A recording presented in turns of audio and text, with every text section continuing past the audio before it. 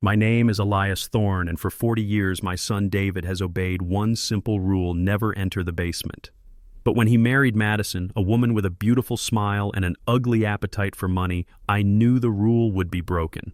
I changed the old lock to a new one with a code, a test I prayed they would fail.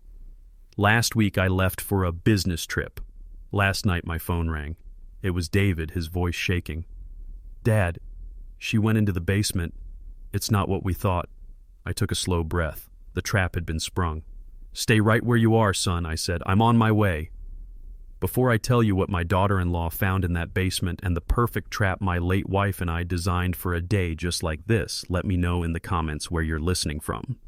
And please hit that like and subscribe button if you believe that sometimes you have to build a beautiful cage to catch a greedy bird. In my 75 years, I've learned that a house is more than just wood and stone. It's a repository of memories, a fortress of secrets. My house, a sprawling mid-century modern home tucked away in the hills of Los Angeles, is no exception. It's a house I designed and built with my late wife Ruby, a house where every corner holds a story. But for our only son David, one part of this house has always been a closed book, a locked door, a story he was never allowed to read: the basement. The rule was established when he was just a boy of about 10. He was a curious child, as all boys are, and the mystery of the forbidden basement was a siren's call to him. The door was at the end of a long, dimly lit hallway, a simple, heavy oak door with an old, sturdy lock. To him, it was the gateway to another world. I remember the day he tried to pick the lock using a bent paperclip he'd seen in a movie. I wasn't angry. I was a prop master for the biggest studios in Hollywood for 40 years. I appreciated a good attempt at drama. I found him there crouched in the hallway, the paperclip mangled in his small, frustrated hand. I didn't yell. I just stood there until he looked up and saw me, his eyes wide with the fear of being caught. I knelt down beside him, my voice quiet but firm. "David, I said there are only 2 rules in this house you can never ever break. The first is to always respect your mother. The second is that you are never ever to go into the basement. Is that understood?" "But why, Dad?" He'd asked, his voice a small whisper. "What's down there?" I placed a hand on his shoulder. "It's not a punishment, son. It's just my space, my private world. Every man needs one. When you're grown, you'll understand. Can you promise me?" He looked at the door, then back at me, and he nodded. "I promise, Dad." And for 35 years he kept that promise. He grew from a curious boy into a fine, if somewhat gentle man. He became an architect, a builder of houses, but he never again tried to unlock the secrets of his own. The basement became a part of our family's mythology, a quiet, unspoken boundary. It wasn't a place of fear, just a place of accepted mystery. It was simply Dad's basement. After my beautiful Ruby passed away 10 years ago, the rule remained. The house felt emptier, the silence louder, but the basement door stayed locked. David, now a man in his 40s, would visit every Sunday for dinner. He'd help me in the garden, we'd talk about his projects, about his life. But he never asked about the basement. He respected the line. He respected his promise. Then about a year ago, he brought Madison home. And I knew with the cold, hard certainty of a man who has spent a lifetime studying characters that the line was about to be crossed. Madison was beautiful, there was no denying that. She was polished, charming, and intelligent, a successful marketing executive with a dazzling smile and a laugh that could light up a room. But when I looked at her, I didn't see the woman my son was in love with. I saw a character I had helped create a dozen times on a movie set. I saw the femme fatale, the gold digger. I saw it in the way her eyes, while she was complimenting my rose bushes, were actually scanning the architectural details of the house, estimating its value. I saw it in the way she'd gently touch a piece of art on the wall, her fingers lingering a moment too long, her expression not one of admiration, but of appraisal. And I saw it most clearly in the way she looked at the old oak door at the end of the hall. "What's down there?" she'd asked David during her first visit, her voice a light, playful whisper. "Oh, that's just Dad's basement," David had replied a little awkwardly. "It's off limits, off limits." She'd said, her eyes gleaming with a curiosity that felt predatory. How mysterious. "What do you think he's hiding down there? Elias, the family fortune. She'd laughed a beautiful tinkling sound. I had just smiled. Just old movie props and a lifetime of dust, I'm afraid. But I knew in that moment that she would never let it go. To a woman like her, a locked door wasn't a boundary. It was a challenge. It was a promise of a prize to be won. And I knew with a heavy heart that my son, my kind, gentle, and sometimes naive son, would not be strong enough to stop her. So I began to prepare. It was time to dust off an old plan, a final brilliant and heartbreaking plan that my beloved Ruby and I had designed years ago for a day just like this. A day we hoped would never come. The basement wasn't a workshop. It was a stage. And the final act was about to begin. I stood there in the quiet hallway, my hand resting on the cool, smooth wood of the basement door. For 35 years, that simple promise from my son David had been enough. He had kept his word. But I knew with a certainty that was a cold, hard knot in my stomach that the promise of a good man is no match for the ambition of a greedy woman. The story I told him about it being my space was the truth, but it was only a small part of it. It was a simple answer for a complex plan. A plan my brilliant Ruby and I had conceived of long ago. Ruby had a mind that saw the world not just for what it was, but for what it could become, for better or for worse. She had seen friends of ours, good people, torn apart by inheritance battles, their children turning into snarling wolves over a piece of property or a stock portfolio. Character isn't what a person is when things are good, Elias, she used to say, her voice full of a sad, clear wisdom. It's what they are when they think no one is watching, when they're faced with a locked door with a supposed treasure behind it. And so the basement became our test, our diagnostic tool. It wasn't a vault designed to keep people out. It was a theater, a carefully constructed stage designed to see who, if anyone, would try to break in. The rule wasn't just about my privacy. It was a quiet, lifelong examination of my son's character, a test I was proud to say he had passed for 40 years. But when Madison walked into our lives, I felt a tremor in the foundation of our family. I saw in her eyes the same avaricious gleam Ruby had always warned me about. I saw a woman who didn't just admire beauty, but appraised it, and I knew with a heavy heart that the day we had planned for, the day we hoped would never come, was finally approaching. The test was no longer just for my son, it was for her, and I had a terrible feeling she was going to fail spectacularly. That's why I installed the new lock. That's why the game was about to change. My promise to Ruby was that I would protect our son, not just his inheritance, but his character. And to do that, I first had to reveal the true character of the woman he had married. The day the line was drawn was a sunny Sunday afternoon about a year ago. David had called me the week before, his voice filled with a nervous excitement I hadn't heard in years. "Dad," he'd said, "I've met someone special, and I want you to meet her." I was happy for him. Since my Ruby had passed, David had been my rock, but his own life had seemed to be on hold. He was a good man, a kind man, but he had a gentleness about him that the sharp-edged women of Los Angeles seemed to find uninteresting. So when he told me about Madison, I felt a genuine surge of fatherly hope. I was in the living room dusting the frame of a photo of Ruby that sat on the mantelpiece when they arrived. "She would have loved to see you, this happy son," I whispered to the empty room. "I hope she's the one." Then the doorbell rang. I opened the door, and there she was, Madison. She was everything David had described and more. She was tall, with honey blonde hair that caught the afternoon light, and a smile so bright and dazzling it seemed to generate its own electricity. She was dressed in an elegant, simple white dress that probably cost more than my first car. She looked at me with wide, intelligent blue eyes and extended a hand. "It is such an honor to finally meet you, Mr. Thorne," she said, her voice a warm, melodic sound. Her handshake was firm, confident. On the surface, she was perfect. "Please call me Elias," I said, smiling back. "Any woman who can make my son this happy is welcome in my home." David was beaming, his face alight with a puppy dog pride and affection that was almost painful to watch. "I told you you'd love her, Dad." We made small talk for a few minutes. She was a marketing executive, she said, for a high-end fashion brand. She talked about a recent trip to Paris, about a charity gala she was helping to organize. She was polished, articulate, and utterly charming. I wanted to like her. For my son's sake, I truly did. "Dad, why don't you give Madison the grand tour?" David suggested. "I'd love that," Madison said, her blue eyes sparkling. "David's told me so much about this house. He says you designed it yourself." "My wife and I did, yes," I said, leading them through the living room. a long time ago. And that's when the interrogation began. It was so subtle, so skillfully done that I'm sure my son didn't even notice it. But I did.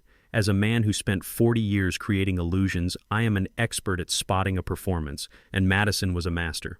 She would wrap each question in a delicate silken compliment. "Oh, Elias, this architecture is absolutely stunning," she exclaimed, running her hand along the teak room divider. "True mid-century modern is so rare. A house like this in this neighborhood with this kind of history, but it must be priceless." She's not asking about its history, I thought. She's asking about its price. I just smiled. It's priceless to me, yes. A lot of good memories. We moved to the wall where a large abstract painting, a piece I had bought from a struggling artist friend in the 70s, was hanging. "And this painting, it's so powerful," she said, her head tilted in a perfect imitation of artistic appreciation. "The artist, is he well known? Is it a good investment?" was the question she was really asking. "Just a local artist I admired," I replied, my smile feeling a little tighter. In the dining room, her eyes went straight to the simple, elegant dining set Ruby and I had cherished. "My goodness," she breathed. "Is that an original Eames? The craftsmanship is exquisite." She was no longer even bothering to hide the fact that she was conducting a mental inventory of my life, placing a price tag on every object, every memory. David just followed along, his face filled with pride that Madison appreciated our home. He didn't see what I saw. He didn't see the cold, calculating glint in her eyes. He didn't notice that not once did she ask about the memories themselves. She never said, "You must have had some wonderful family dinners here." She only asked about the table. He didn't see that she wasn't looking at a home. She was looking at an estate. The tour eventually led us down the long, dimly lit hallway toward the back of the house, the hallway that ended with the old, heavy oak door, the basement door. She stopped in front of it, a theatrical shiver of excitement passing through her. "Well now," she said, her voice a playful, teasing whisper, "what's behind the mystery door?" I saw David tense up just a little. "Oh, that's just Dad's basement," he said, the old, awkward explanation sounding strange in the presence of this new woman. It's off limits." "Off limits?" Madison said, her eyes lighting up with that bright, predatory curiosity that I would come to know so well. She looked from David's uncomfortable face to mine, her smile widening. "How intriguing. Every good house should have a secret." She laughed, a beautiful tinkling sound that did not reach her eyes. And in that moment, I saw it. A quick, almost imperceptible flash of intense, hungry calculation in her gaze before she covered it again with her charming smile. It was the look of a wolf that has just scented a wounded animal, and I knew with a sudden sinking feeling in my heart that I had just met the person who would without a doubt try to break the one unbreakable rule of my house. The familiar stranger had arrived, and the Cold War had just begun. I watched her as she laughed, that beautiful tinkling sound that seemed so full of light and joy. My son David was completely captivated, laughing along with her, his face a picture of pure adoration. But I wasn't looking at her smile. I was looking at her eyes. And in that brief, unguarded moment, as her gaze flickered from the basement door back to my son, I saw it. It was a look I knew all too well. It was a look of professional assessment, a look of hungry, calculating appraisal. It was the look of a predator. I've spent my entire life in the business of make-believe. For 40 years, I was a master prop designer in Hollywood. I worked on dozens of films, from sweeping historical epics to gritty black and white noir thrillers. My job was to create reality out of illusion. I learned to study people, to understand character, to know what a thing says about the person who owns it. And I worked with the greatest actors of a generation. I watched them build characters from the ground up. I saw how a simple glance, a slight shift in posture, a carefully chosen word could reveal the deepest truths of a person's soul. And as I looked at Madison, I felt like I was back on a dusty studio backlot in the 1980s. I remembered a specific film, a thriller about a beautiful woman who marries a wealthy older man for his fortune. I was working with the lead actress, a brilliant performer. I remember the director taking her aside before a scene. He said, "Remember, my dear, when you look at him, you are not looking at a man you love. You are looking at a bank vault with a heartbeat. Look at him like you are trying to figure out the combination." That was it. That was the look. The look I saw in Madison's eyes as she looked at my son as her gaze swept over my house. She wasn't seeing a family, she was seeing a vault, and she was already trying to figure out the combination. I am an expert in fakes. I've made fake gold bars that felt real fake diamonds that sparkled under the studio lights, fake Rembrandt paintings that could fool a casual observer. I know how to spot an illusion because I have spent my life building them. And Madison, she was the most convincing, most beautifully crafted illusion I had ever seen in my life. Her charm was a costume. Her laughter was a special effect. Her love for my son was a performance. A deep, profound sadness settled over me, a cold counterpoint to the warm, happy atmosphere in the room. My son, my good, kind, and trusting son, was completely under her spell. He saw a leading lady, the woman of his dreams. I saw a villain, the antagonist of a story whose tragic ending I could already see with perfect, painful clarity. And I knew with a certainty that chilled me to the bone that our quiet little family drama was about to become a high-stakes thriller. And the part I would have to play was not one I had ever wanted. The Sunday after I met Madison, I made a phone call. Not to my son, but to a high-end security firm that specialized in custom installations. On Monday morning, a discreet, unmarked van was parked in my driveway, and a quiet professional technician began the process of removing the old familiar lock from my basement door. I stood in the hallway, supervising the work, a cup of coffee in my hand. The old lock had been there for 50 years. It was a heavy brass thing, solid and dependable. I had installed it myself. It used a simple skeleton key, a key that had hung on a hook in my office, untouched and unbothered for decades. Watching the technician drill it out felt like a small, necessary surgery on the body of my house. The new lock was a different beast altogether. It was a sleek black keypad flush-mounted to the doorframe with a small, discreet biometric scanner just below it. It was cold, impersonal, and brutally efficient. It was a statement. I was explaining to the technician where I wanted the control panel hidden when I heard the front door open. "Dad, we were in the neighborhood and thought we'd surprise you." It was David's voice, and Madison's. They had dropped by unannounced, something David rarely did. My heart rate quickened, but I kept my face calm. The test was beginning sooner than I had anticipated. They walked down the hallway and stopped, their faces a picture of surprise. David looked at the technician, at the tools on the floor, and at the gaping hole where the old lock used to be. He looked hurt. "Dad," he asked, his voice full of a quiet confusion. "What's all this? What happened to the old lock?" This was my first performance, my first line in the new play. I feigned a flustered, slightly embarrassed expression, as if they had caught me in the middle of a private matter. "Oh, David. Madison. I wasn't expecting you," I said, wringing my hands a little for effect. "It's just an upgrade. You know how the insurance company is, a lot of nonsense. They did a review of my policy, and with my collection of old movie props and memorabilia, they insisted on a modern security system for the basement storage. Something about their liability. A lot of fuss over nothing, but you have to keep them happy, I suppose.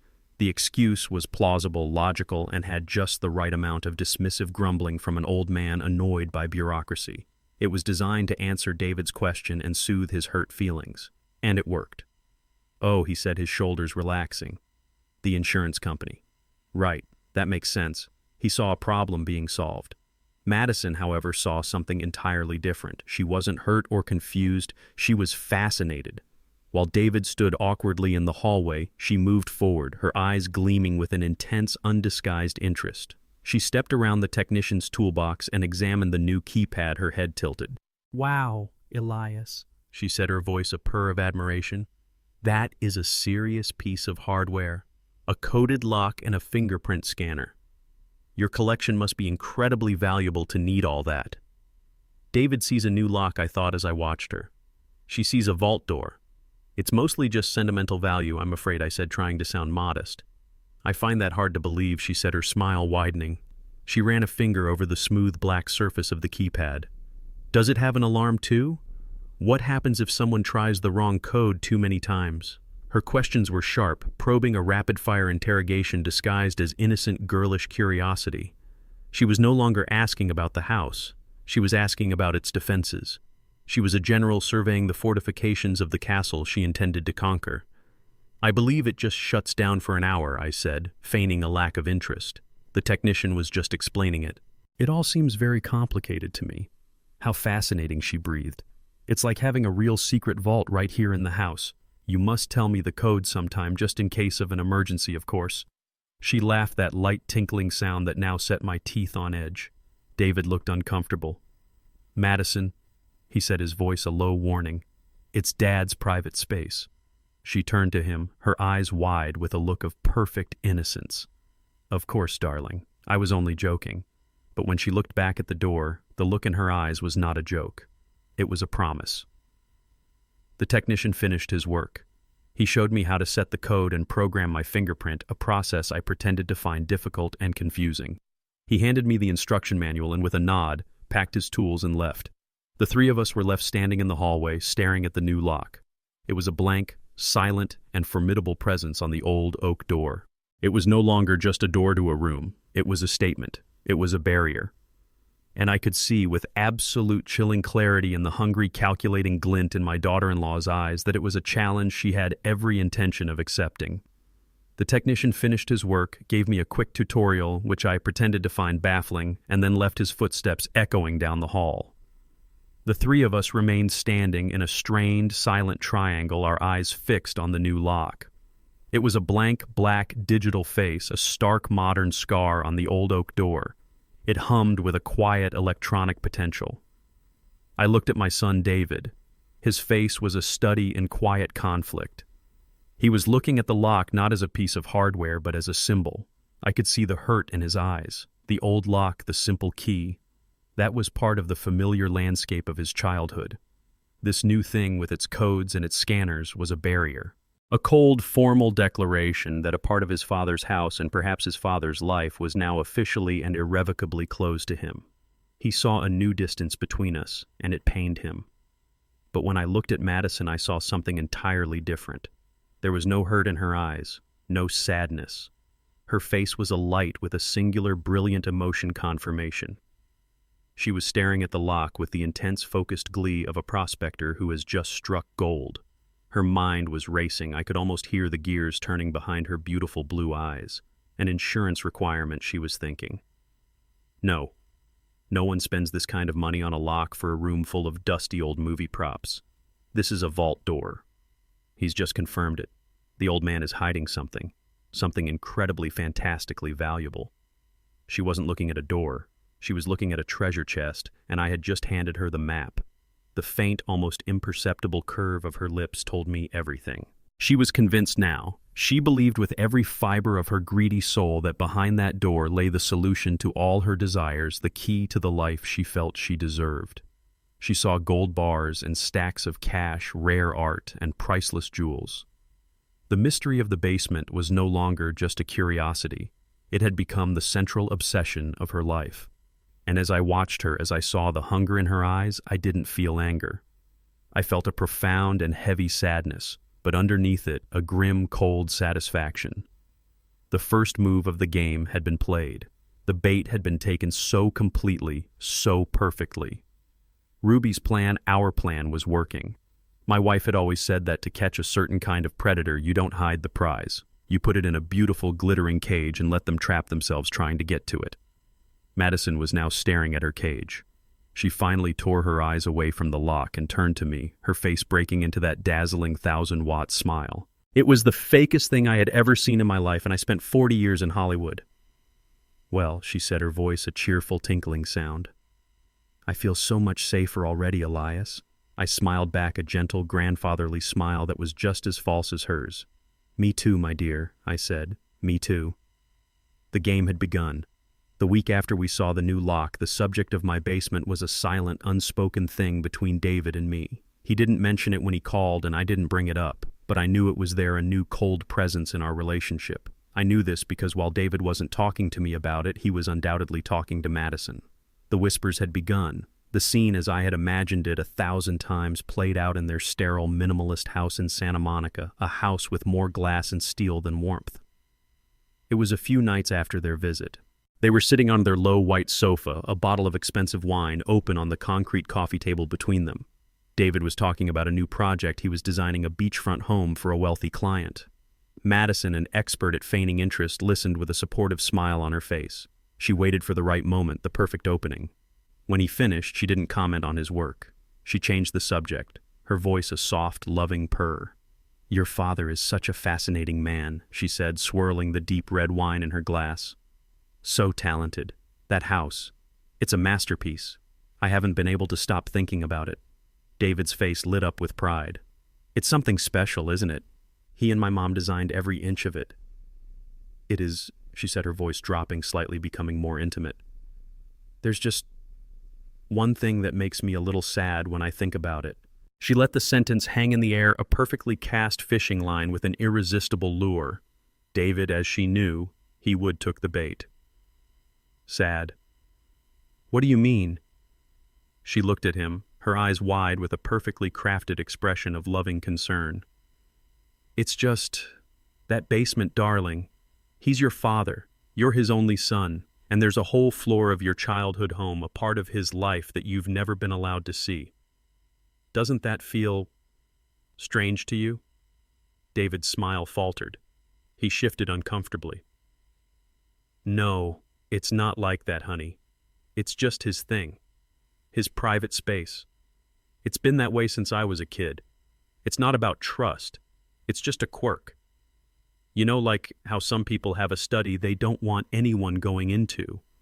Of course," she said, her voice soothing, placating. She reached out and placed her hand on his knee. "I'm not saying he's a bad father. He's wonderful. He adores you. I can see it. But a quirk becomes a secret when you install a vault door on it." She saw him flinch at the phrase vault door, and she knew she had him. "I'm not curious for me, darling," she continued, her voice now a gentle, concerned whisper. "I'm worried about you. I see how much you love and respect him. It must hurt just a little deep down to know there's a part of his life he's completely walled off from you. You're an architect, a man who builds homes, and you've never seen the foundation of your own." She used the word foundation deliberately. It was a word that meant something to him. "It's not a big deal, Madi," he said, but his voice lacked conviction. The poison was beginning to work its way into his system. He was looking at his own hands, the hands of a builder, and for the first time in 40 years, he was questioning the foundation of his own family. "And that new lock," she went on, pressing her advantage. "It's just so final, so impersonal. The old key was a symbol of a promise between a father and a son. A keypad, that's for strangers. It feels like he's trying to keep something safe, not just private. I just wonder what it is. Is he okay? Does he have financial troubles he's not telling you about? You hear all these stories about elderly people getting scammed." It was a brilliant move. She had just reframed her own greedy curiosity as a noble concern for his father's well-being. She was no longer the intruder. She was the protector. "My dad is fine with money," David said a little too quickly. "He's always been very responsible." "I'm sure he is," she said, her voice as smooth as silk. "But what if there's something else down there? Something valuable that he needs help managing? What if it's not about keeping you out, David, but about him being afraid to let you in to share the burden? He's 75. He's all alone in that big house. Maybe he needs his son's help, but he's too proud to ask for it." She had just given David a noble reason to break his promise. He wouldn't be breaking in to satisfy his own curiosity. He would be breaking in to help his father, to protect him. She saw the conflict on his face, the lifetime of loyalty to his father at war with the new, powerful loyalty to his wife. She knew she had planted the seed. Now all she had to do was let it grow. She leaned over and kissed him a soft, reassuring kiss. "I'm sorry," she whispered. "Let's not talk about it anymore. It's his house, his rules. I just love you, and I worry about you. That's all." She stood up and went to the kitchen to refill their wine glasses, leaving him alone on the sofa. He didn't say anything. He just stared at the blank wall, a new, troubled line etched on his brow. The whispers had found fertile ground. The first, deepest crack in the foundation of my son's promise had just appeared. And I knew with a grim certainty that it was only a matter of time before the whole thing came crashing down. The weeks following the installation of the new lock were a quiet Cold War. On the surface, everything was normal. David and Madison came for Sunday dinner just as they always had. We would talk about David's latest architectural project, Madison's marketing campaigns, the unusually warm weather. But beneath the placid surface of our conversations, a new powerful current of tension was flowing. I could feel Madison's eyes on me constantly. They were no longer just curious. They were probing, searching, trying to glean some clue from an offhand remark or a stray glance. Her conversation was a minefield of carefully laid casual questions. Did you have a productive week, Elias? Spend much time in your workshop? She'd ask, her voice a silken purr. The word workshop was now a code, a placeholder for the vault of treasure she was convinced lay behind the basement door. She was a hunter, and she was circling her prey, waiting for a moment of weakness and opportunity to strike. I knew I had to give her one. The moment came 3 weeks later, over a dinner of roast chicken and potatoes. The plan my wife Ruby and I had designed was not just a defensive one. It was a trap, and every good trap needs bait. Tonight I was going to set it. Well, I said, dabbing my mouth with a napkin after the main course. I have some interesting and rather unexpected news. David looked up, his expression one of polite interest. Madison, however, leaned forward slightly, her entire body suddenly alert, her eyes sharp and focused. An old colleague from my studio days called me this morning. I began weaving the fiction we had prepared so many years ago.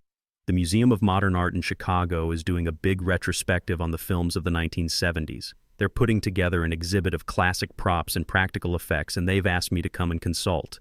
Apparently my work on The Crimson Star is now considered a historical artifact.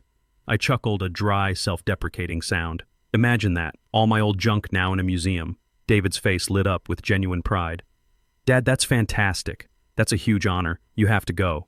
I told them I was retired. I continued, but they were very persuasive. It seems like a nice opportunity to see the old city again.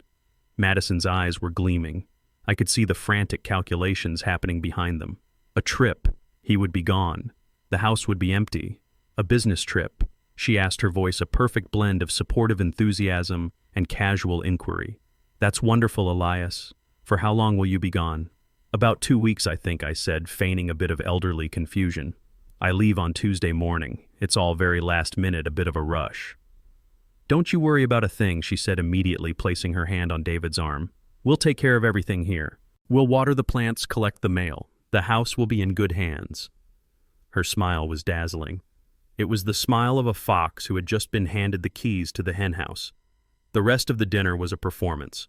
I played the part of a slightly overwhelmed old man, a bit flustered by the sudden travel plans. She played the part of the doting, responsible daughter-in-law, assuring me that everything would be perfectly fine. The main event came as they were getting ready to leave. I stood up and snapped my fingers, a look of sudden, forgetful panic on my face. Oh, my mind, I said, shaking my head. It's like a sieve these days. David, I need to give you the emergency contact for the hotel and, the code for the new house alarm, in case you need to get in. I shuffled over to the small antique desk in the corner of the living room, pretending to be flustered, searching for a piece of paper. I pulled a small notepad and a pen from the drawer. I scribbled down the name of a hotel in Chicago and a phone number. Then I wrote down a 6-digit alarm code. Above it, on the same page, I had already written another set of numbers. I tore the page from the notepad, but I did it carelessly with the theatrical clumsiness of an old man. The page ripped unevenly, leaving the top third the part with the most interesting numbers still attached to the pad's spiral binding. I looked at the torn piece in my hand, feigning annoyance. Oh, for heaven's sake, I muttered. I handed the bottom, larger piece of the paper to David. Here you go, son. This has the hotel's number and the code for the main house alarm. Put it somewhere safe. David took the paper, folded it, and put it in his wallet. Got it, Dad. I then looked down at the remaining ripped piece on the notepad, which I had left in plain sight on the corner of the desk. On it were the first 4 digits of a 6-digit code under the heading, Basement. I tapped the notepad with my finger. Look what I did. Ah, well, it's probably not important. You won't need to go down there anyway. I then added the final crucial piece of the puzzle, a piece of bait so tempting she couldn't possibly resist it. It's just my and Ruby's anniversary anyway. August 14th. I can never remember the full code. I always have to write it down. It was a lie, of course. The code was a random string of numbers, but I had just given her the first 4 digits on the paper and a clue to find the last 2. I had given her a puzzle to solve, and I knew the personality of a true gold digger. They cannot resist a puzzle that leads to a prize. As David was putting his wallet away, his back was turned to Madison for just a second. In that second, I saw it. Her eyes quick as a snake's tongue darted to the notepad on the desk. She registered the word basement. She registered the 4 numbers. Her mind, I knew, was already putting the pieces together. August 14th, 0814. She had the last 2 digits. She had the full code. She created a small, brilliant distraction. "Oh, David, darling, did you remember to bring in that file from the car?" she asked, her voice pulling his attention away from me and towards the front door. As he turned, I saw her, quick as a flash, raise her phone, angle it towards the desk, and I heard the almost imperceptible click of the camera. She had it. She had the bait. They left a few minutes later. Madison gave me a particularly warm, lingering hug at the door. "Have a wonderful, wonderful trip, Elias," she whispered in my ear. "And don't you worry about a single thing. We will take perfect care of the house." I watched them walk to their car, my face a perfect mask of a forgetful, slightly flustered old man. But inside, a cold, grim satisfaction settled over me. The bait had been set, the mouse had just seen the cheese, and the maze was waiting. On the Tuesday morning I was scheduled to leave, David and Madison came to see me off. I played my part to perfection. I was a flustered, slightly sentimental old man, double-checking my suitcase, patting my pockets to make sure I had my wallet and keys. Madison was the picture of a doting daughter-in-law fussing over my tie, handing me a bottle of water for the road. "Now, are you sure you have everything, Elias?" she asked, her voice dripping with concern. "I think so, my dear," I said, sighing. "My mind is all over the place. So much to remember. Don't you worry about a thing," she said, giving me a warm hug. It felt as genuine as a $3 bill. "We'll take perfect care of the house. Just have a wonderful trip." I hugged my son. "You have the numbers in case you need anything."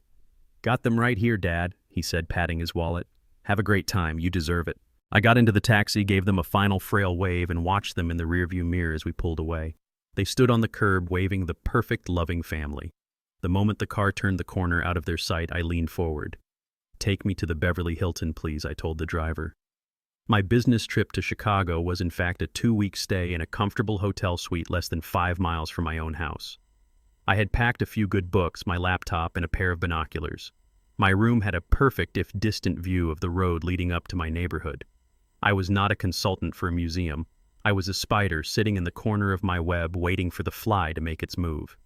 And I didn't have to wait long. The first 2 days, according to the discrete security cameras I had access to on my laptop, Madison was a model of patience. She and David would come to the house in the evening, collect the mail, water the plants, and leave. But I could see her on the camera feed from the hallway, her eyes always lingering on the basement door. She was studying it. She was biding her time. The cat-and-mouse game began on the 3rd day. She arrived at the house alone in the middle of the afternoon, telling David she needed to pick up a package that was being delivered. The moment she was inside, she went straight to my office. I watched on my laptop, a grim satisfaction settling over me. The fly was beginning to explore the web. She was methodical, I had to give her that. She didn't tear the place apart. She was looking for a specific clue. August 14th, Ruby's and my anniversary. I had given her the lock. Now she was looking for the key. I watched as she went through my desk drawers, her movements quick and efficient. She was looking for old calendars, address books, anything that might have our anniversary circled. But I had cleared all of that out weeks ago. She found nothing. Next, she moved to the bookshelves. She pulled down old photo albums, her fingers flying through the plastic-covered pages. She was looking for a dated picture, a wedding photo, a party invitation. She found pictures of our wedding, of course. But I had been careful. Years ago, I had all our most important photos professionally digitized, and in the process, I had the dates on the physical copies subtly altered. The wedding photos she was looking at were stamped June 12, 1975. A false trail. I watched her face on the high-resolution camera. I saw the flicker of confusion, then the flash of annoyance. She tried the code, the 4 digits she had photographed, followed by 0612. The lock on the screen of her phone, which she was using to remotely view the keypad, flashed red. Access denied. Her frustration was palpable. She started to move faster now, her search becoming less methodical and more frantic. She went into my bedroom, into the walk-in closet where Ruby's clothes still hung just as she had left them. It felt like a violation watching this woman rifle through the sacred memories of my wife. She went through the pockets of Ruby's old coats, through her jewelry boxes, looking for an engraved locket, a dated memento. She found nothing. Ruby and I never went in for engraved trinkets. Our love was in the house we built, not in the jewelry we wore. After nearly 2 hours of fruitless searching, she gave up. She left the house, her face a mask of cold fury. The mouse had explored the maze and found only dead ends. That evening I watched the camera feed as she and David sat on their stark white sofa. She was playing the part of the concerned wife again. "I was at your dad's house today," she said, her voice soft. "And I don't know. I just have a strange feeling. He seems so forgetful lately. What if he's written that code down somewhere and forgotten about it? What if someone else finds it, with all those valuable things he has down there?" "He's fine," Maudie David said, but his voice was defensive. The seed of doubt she had planted was growing. "I just think," she said, placing a hand on his cheek, "that as his only son, you have a right to know what's going on, to make sure he's safe, to make sure his legacy is safe." She was a master turning her greed into a noble cause, a son's duty. I knew David, my good loyal David, wouldn't be able to resist that argument for long.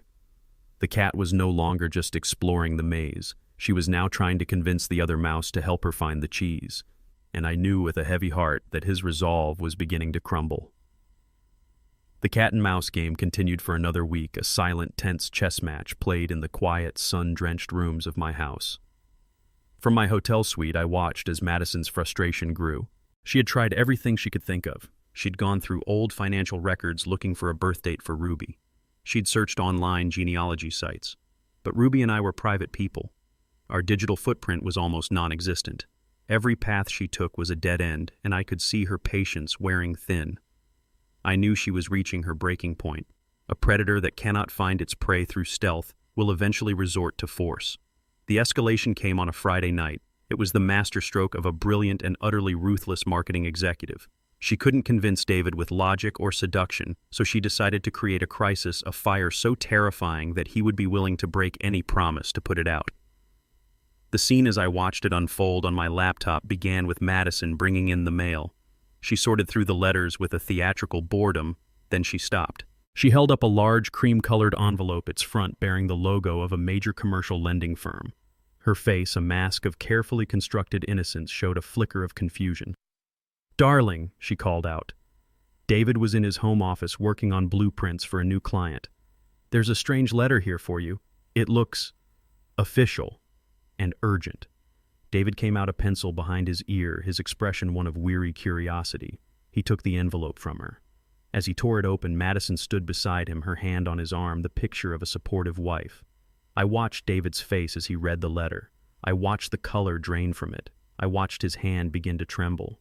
The letter was a work of art, a masterpiece of forgery that Madison must have spent days crafting. Using her high-level design skills, she had perfectly replicated the bank's letterhead. The language inside was cold, brutal, and terrifyingly official. It was a notice of default. It stated that the primary investor on his biggest project, a boutique hotel in Malibu, had suddenly and unexpectedly pulled out due to a financial scandal of their own. It went on to explain that a clause in his contract, one he had likely overlooked, made him personally liable for a $250,000 collateral payment in the event of a primary investor default. The payment, the letter stated in cold, bold font, was due within 72 hours, or the project would be seized and a lawsuit for the full amount would be filed against him personally, an act that would not only bankrupt him, but would utterly destroy his professional reputation. It was a complete fabrication, of course, a lie from start to finish. But it was a brilliant one. It was a perfect, targeted attack on my son's deepest fears: failure and public humiliation. "No," he whispered, the paper rattling in his hand. "No, this can't be right. It's a mistake." "What is it?" David Madison asked, her voice a gasp of perfectly performed terror. He showed her the letter. She read it, her eyes widening with every line. Then she looked up at him, her beautiful face a mask of crumbling despair. $250,000, she breathed. "In 3 days, David, we don't have that. We don't have a tenth of that. It's a mistake," he insisted, his voice rising in panic. He pulled out his phone, his fingers fumbling. "I'm calling my lawyer. I'm calling the bank." This was the moment Madison had been waiting for. She grabbed his arm, her eyes now streaming with tears, her voice a desperate pleading sob. "No, David, don't you see? There's no time. The letter says 72 hours. By the time the lawyers even return your call, it will be too late. Your career will be over. Everything you've worked for, everything we've built, it will be gone." She was a masterful actress. Her panic was so real, so absolute, that it fueled his own. He sank onto their white sofa, his head in his hands, the letter lying on the floor at his feet. "What are we going to do?" he mumbled, his voice the sound of a man in utter despair. "We're ruined." Madison knelt in front of him, her hands on his knees, her face a picture of tear-streaked devotion. She let him sit in his despair for a long moment. She let him feel the full, crushing weight of his failure. And then, as if the thought were a reluctant, last-ditch idea that had just occurred to her, she delivered the killing blow. "David," she whispered, her voice so soft it was almost inaudible. I know this is crazy, and I know you made a promise to your father, a promise you have kept your entire life." He looked up at her, his eyes hollow. "But your father," she continued, her voice trembling with a fake, desperate hope. "That basement, the lock, the stories. Elias is a wealthy man, David, a successful man. Whatever he has down there, it could save us. It could save you. Your career, everything we've built." "No," he said, shaking his head. "I can't, Maddie. I promised him." "A promise," she cried, her voice rising with a perfectly pitched note of incredulous desperation. "You're talking about a promise when your entire life is about to be destroyed. Your father would understand. What kind of father would let his son's life be ruined over a silly secret room? This isn't about being a good son anymore, David. This is about survival. He's away. He will never have to know. We just go in, we take what we need to solve this problem, and we put everything back. It's not stealing, it's borrowing. From family." She put her arms around his neck, her body shaking with sobs. "Please, David," she wept into his shoulder. "Please don't let us lose everything. I'm begging you. Be the man of this house. Make a decision. Save us." I sat in my quiet hotel room miles away, watching the silent, grainy video feed on my laptop. I watched my son, my good, kind, and loyal son, being torn apart by the woman who was supposed to love him. I watched as his lifetime of integrity did battle with the immediate, terrifying fear of failure she had so expertly manufactured. It was the longest, most painful minute of my life. Finally, I saw him take a deep, shuddering breath. I saw a new, hard resolve settle in his eyes. The resolve of a desperate man. He stood up, pulling her with him. He looked down at her, his face a mask of guilt, fear, and grim determination. "Okay," he whispered. "Okay, we'll do it." I closed my laptop. I didn't need to see any more. The final piece of the trap was in place. The mouse, manipulated and terrified, was now leading the cat directly to the cheese. My heart ached for my son, for the promise he was about to break. But I also felt a cold, hard finality. The time for games was over. The time for consequences was about to begin. The moment of truth had arrived. The fake financial crisis Madison had so brilliantly engineered had worked perfectly. It had pushed David to a place where his lifelong promise to his father was now overshadowed by the immediate, terrifying fear of losing everything. He stood before the basement door, his face a pale mask of guilt and desperation, the numbers of the code a toxic secret in his mind. "Are you sure about this, Maddie?" He whispered, his hand hovering over the sleek black keypad. "Once we do this, there's no going back. We have to." "Darling," Madison said, her voice a soft, urgent purr. She stood behind him, her hands on his shoulders, a supportive gesture that felt more like a push. "This isn't about breaking a promise anymore. This is about saving our future. Your father would understand. Now do it." With a final, shuddering breath of resignation, David lifted his hand and began to type. He entered the first 4 digits, the ones he had seen on the torn piece of paper from my desk. 4267. Then he hesitated. "His anniversary," Madison prompted. "August 14th. He typed the final 2 digits. 08. The keypad beeped, and for a heart-stopping moment nothing happened. Then with a soft, satisfying whir, the light on the keypad turned from red to green. A heavy metallic clunk echoed in the quiet hallway as the magnetic lock disengaged. They looked at each other, their eyes wide. The door was open. David reached out a trembling hand and pulled the heavy oak door toward him. It swung open silently, revealing not a dark, dusty staircase, but a wall of utter blackness. As the door clicked fully open, a wave of cool, dry, climate-controlled air washed over them, carrying with it a faint, sterile scent like the inside of a museum. Then a series of soft automatic lights began to flicker on, one after another, slowly, dramatically illuminating the room within. They both gasped. This was not a basement. This was a vault. The room was stunning, a minimalist, museum-quality display space. The floors were polished dark concrete. The walls were painted a matte black. A series of precisely aimed spotlights from the ceiling illuminated a collection that defied belief. On the far wall, a set of industrial-grade steel shelves held what looked like dozens of solid gold bars, each one stamped with the insignia of a Swiss bank. They gleamed under the spotlights, a breathtaking river of pure, unimaginable wealth. To their right, a series of museum-style glass display cases stood on black pedestals. Inside the first, a magnificent diamond necklace, the size of which Madison had only ever seen in movies, rested on a black velvet bust. In the next, a single perfect pigeon blood ruby as large as a robin's egg seemed to glow with an inner fire. In a third, a collection of vintage watches, Rolexes, Patek Philippe's. Their faces, a complex constellation of dials and gears, were arranged in a perfect gleaming row. In the center of the room, a single modern art sculpture, a swirling metallic piece that looked like something out of the Guggenheim, rested on a block of white marble. And on a small steel desk in the corner, a leather-bound ledger lay open. From the doorway, they could see the neat handwritten entries, columns of numbers next to names of offshore banks and stock portfolios, the totals running into the tens of millions of dollars. It was a treasure trove, a secret private hoard of staggering, mind-boggling wealth. It was the stuff of fantasy. David was frozen, his jaw slack, his mind completely unable to process what he was seeing. This was not a private collection. This looked like the secret vault of a Bond villain. The sheer scale of it was terrifying. Where had his father, the quiet, retired prop master, gotten all of this? The question was a scream in his mind. "Dad," he whispered to the empty room, "what is all this?" He was dazzled, but he was also deeply, profoundly frightened. He had not just broken a promise, he had stumbled into a secret so vast and so dangerous it felt like it could swallow him whole. Madison's reaction was different. After the initial choked gasp, a profound religious silence fell over her. She took a hesitant step into the room, then another. Her movements slow, reverent. She was a pilgrim who had just reached the Holy Land. Her breathing was shallow. Her eyes were wide, not with fear, but with a pure, unadulterated awe. She walked to the display case with the diamond necklace, her hand hovering over the glass, not daring to touch it.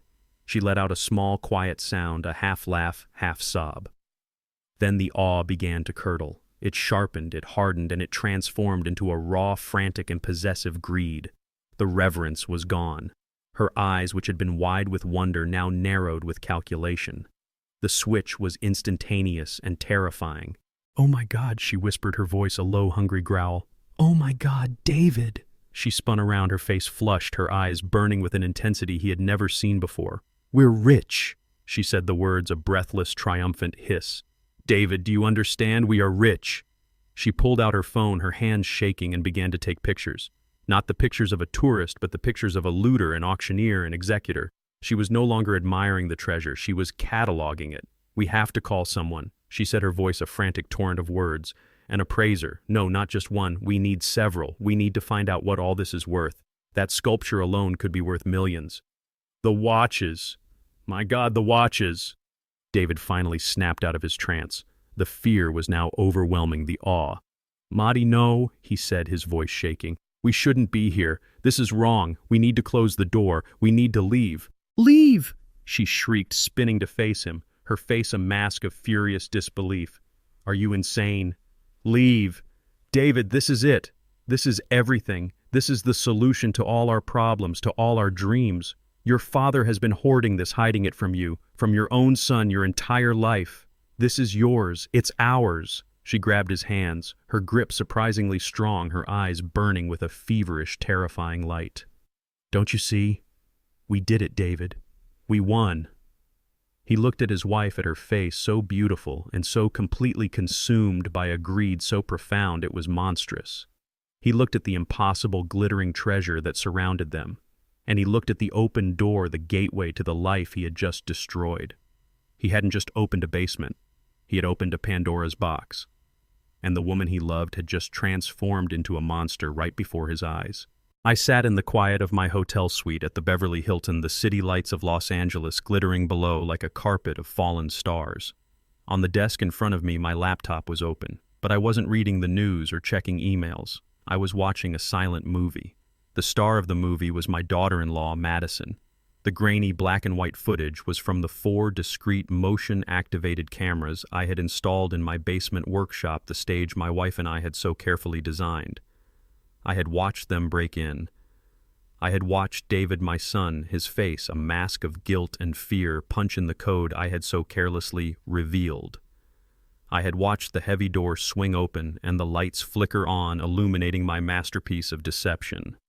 I had watched the awe and then the raw, naked greed dawn on Madison's face as she took in the sight of the fake gold bars, the worthless cut-glass jewels, and the collection of replica watches.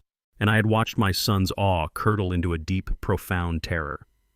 For the past hour, I had been watching Madison in a state of frenzied ecstasy. She was pacing the polished concrete floor like a caged tigress, her phone pressed to her ear. She was no longer whispering. She was talking loudly, her voice sharp and commanding, making deals, arranging for her future.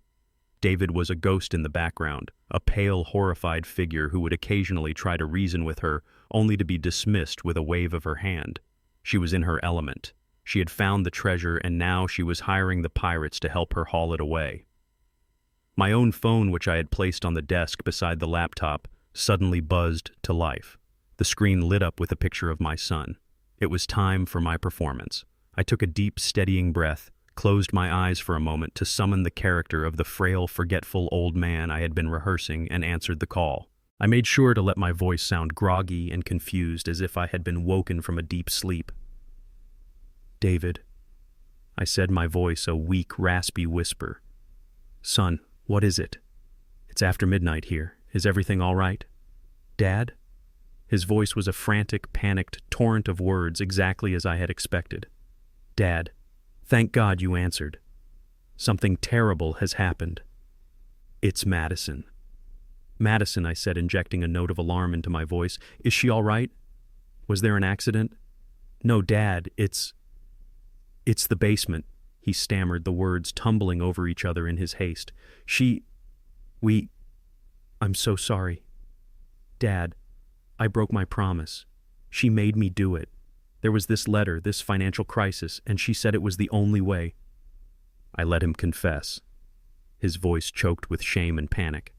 I listened, my face a mask of dawning horror, while inside a cold, grim satisfaction settled over me. He was telling me the whole story, every detail of her masterful manipulation. It was even more brazen than I had imagined. "And the stuff, Dad," he continued, his voice dropping to a terrified whisper. "The gold, the jewels. I don't know where you got it all, but Madison, she's lost her mind. She thinks we're rich. She thinks we're millionaires." This was the cue. This was the line from the teaser. "Dad," he said, his voice cracking with desperation, "she went into the basement and she's on the phone. She's been on the phone for an hour. She's calling appraisers, dealers. These shady-sounding people, Dad. She's trying to sell everything. She's on the phone right now with some guy talking about percentages and offshore wire transfers." Now it was time for my big scene. What I yelled into the phone, my voice a perfect imitation of a shocked, helpless old man. "What are you talking about, son appraisers, David? You have to stop her. That's our family's history. That's everything your mother and I built. You can't let her do that." "I'm trying, Dad, but she won't listen to me," he cried.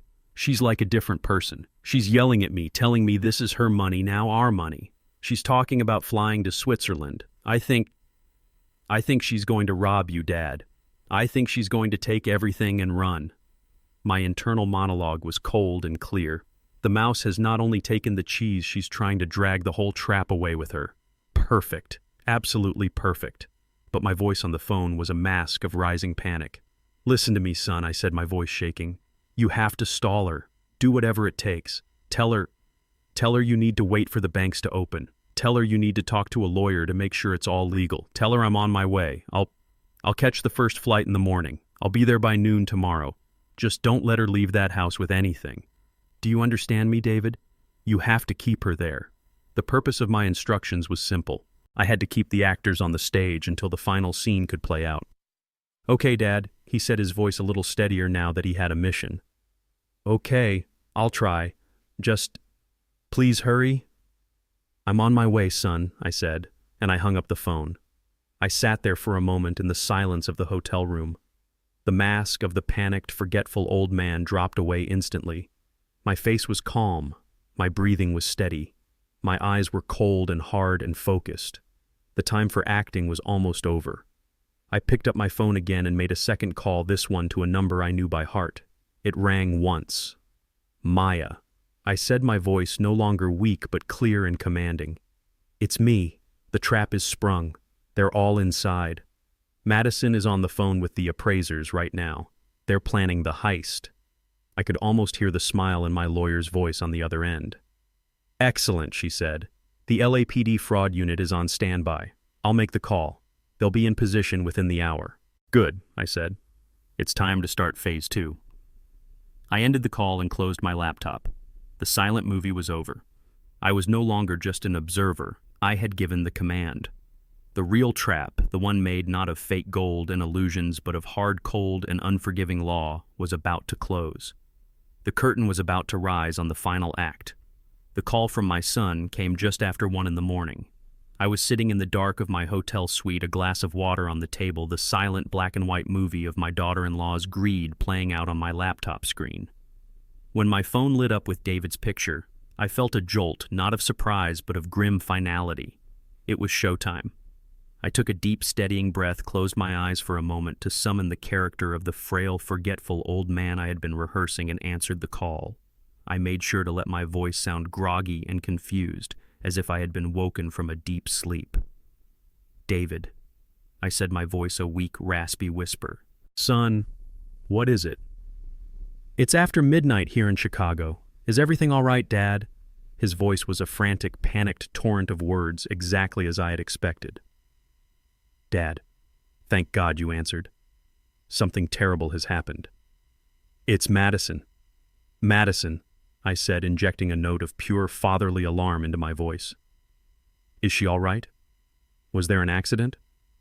What's happened? I stood up from my chair and began to pace, letting the sound of my movement and my increasingly ragged breathing add to the performance. No, Dad, it's the basement. He stammered the words, tumbling over each other in his haste. I'm so sorry, Dad. I broke my promise. It's all my fault. She made me do it.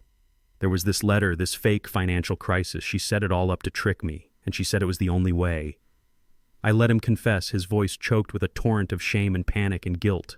I listened, my face a mask of dawning horror, while inside a cold, grim satisfaction settled over me. He was telling me the whole story, every detail of her masterful manipulation. It was even more brazen, more sociopathic than I had imagined. He was confessing his own weakness, but more importantly, he was giving me a verbal first-hand account of her criminal intent. And the stuff, Dad, he continued, his voice dropping to a terrified whisper. The gold, the jewels. I don't know where you got it all, but Madison, she's lost her mind. She thinks we're rich. She thinks we're multimillionaires. This was the cue. This was the line from the teaser the moment the true drama began. Dad, he said, his voice cracking with desperation, she went into the basement and she's on the phone. She's been on the phone for an hour, Dad. She's calling appraisers, dealers, these shady-sounding people. She's trying to sell everything. She's on the phone right now with some guy named Silas talking about percentages and offshore wire transfers and how quickly they can liquidate the assets. Now it was time for my big scene. I let out a sound, a choked guttural cry of pure anguish. What I yelled into the phone, my voice a perfect imitation of a shocked, helpless, and heartbroken old man. What are you talking about, son appraisers? David, you have to stop her. That's our family's history. That's everything your mother and I built.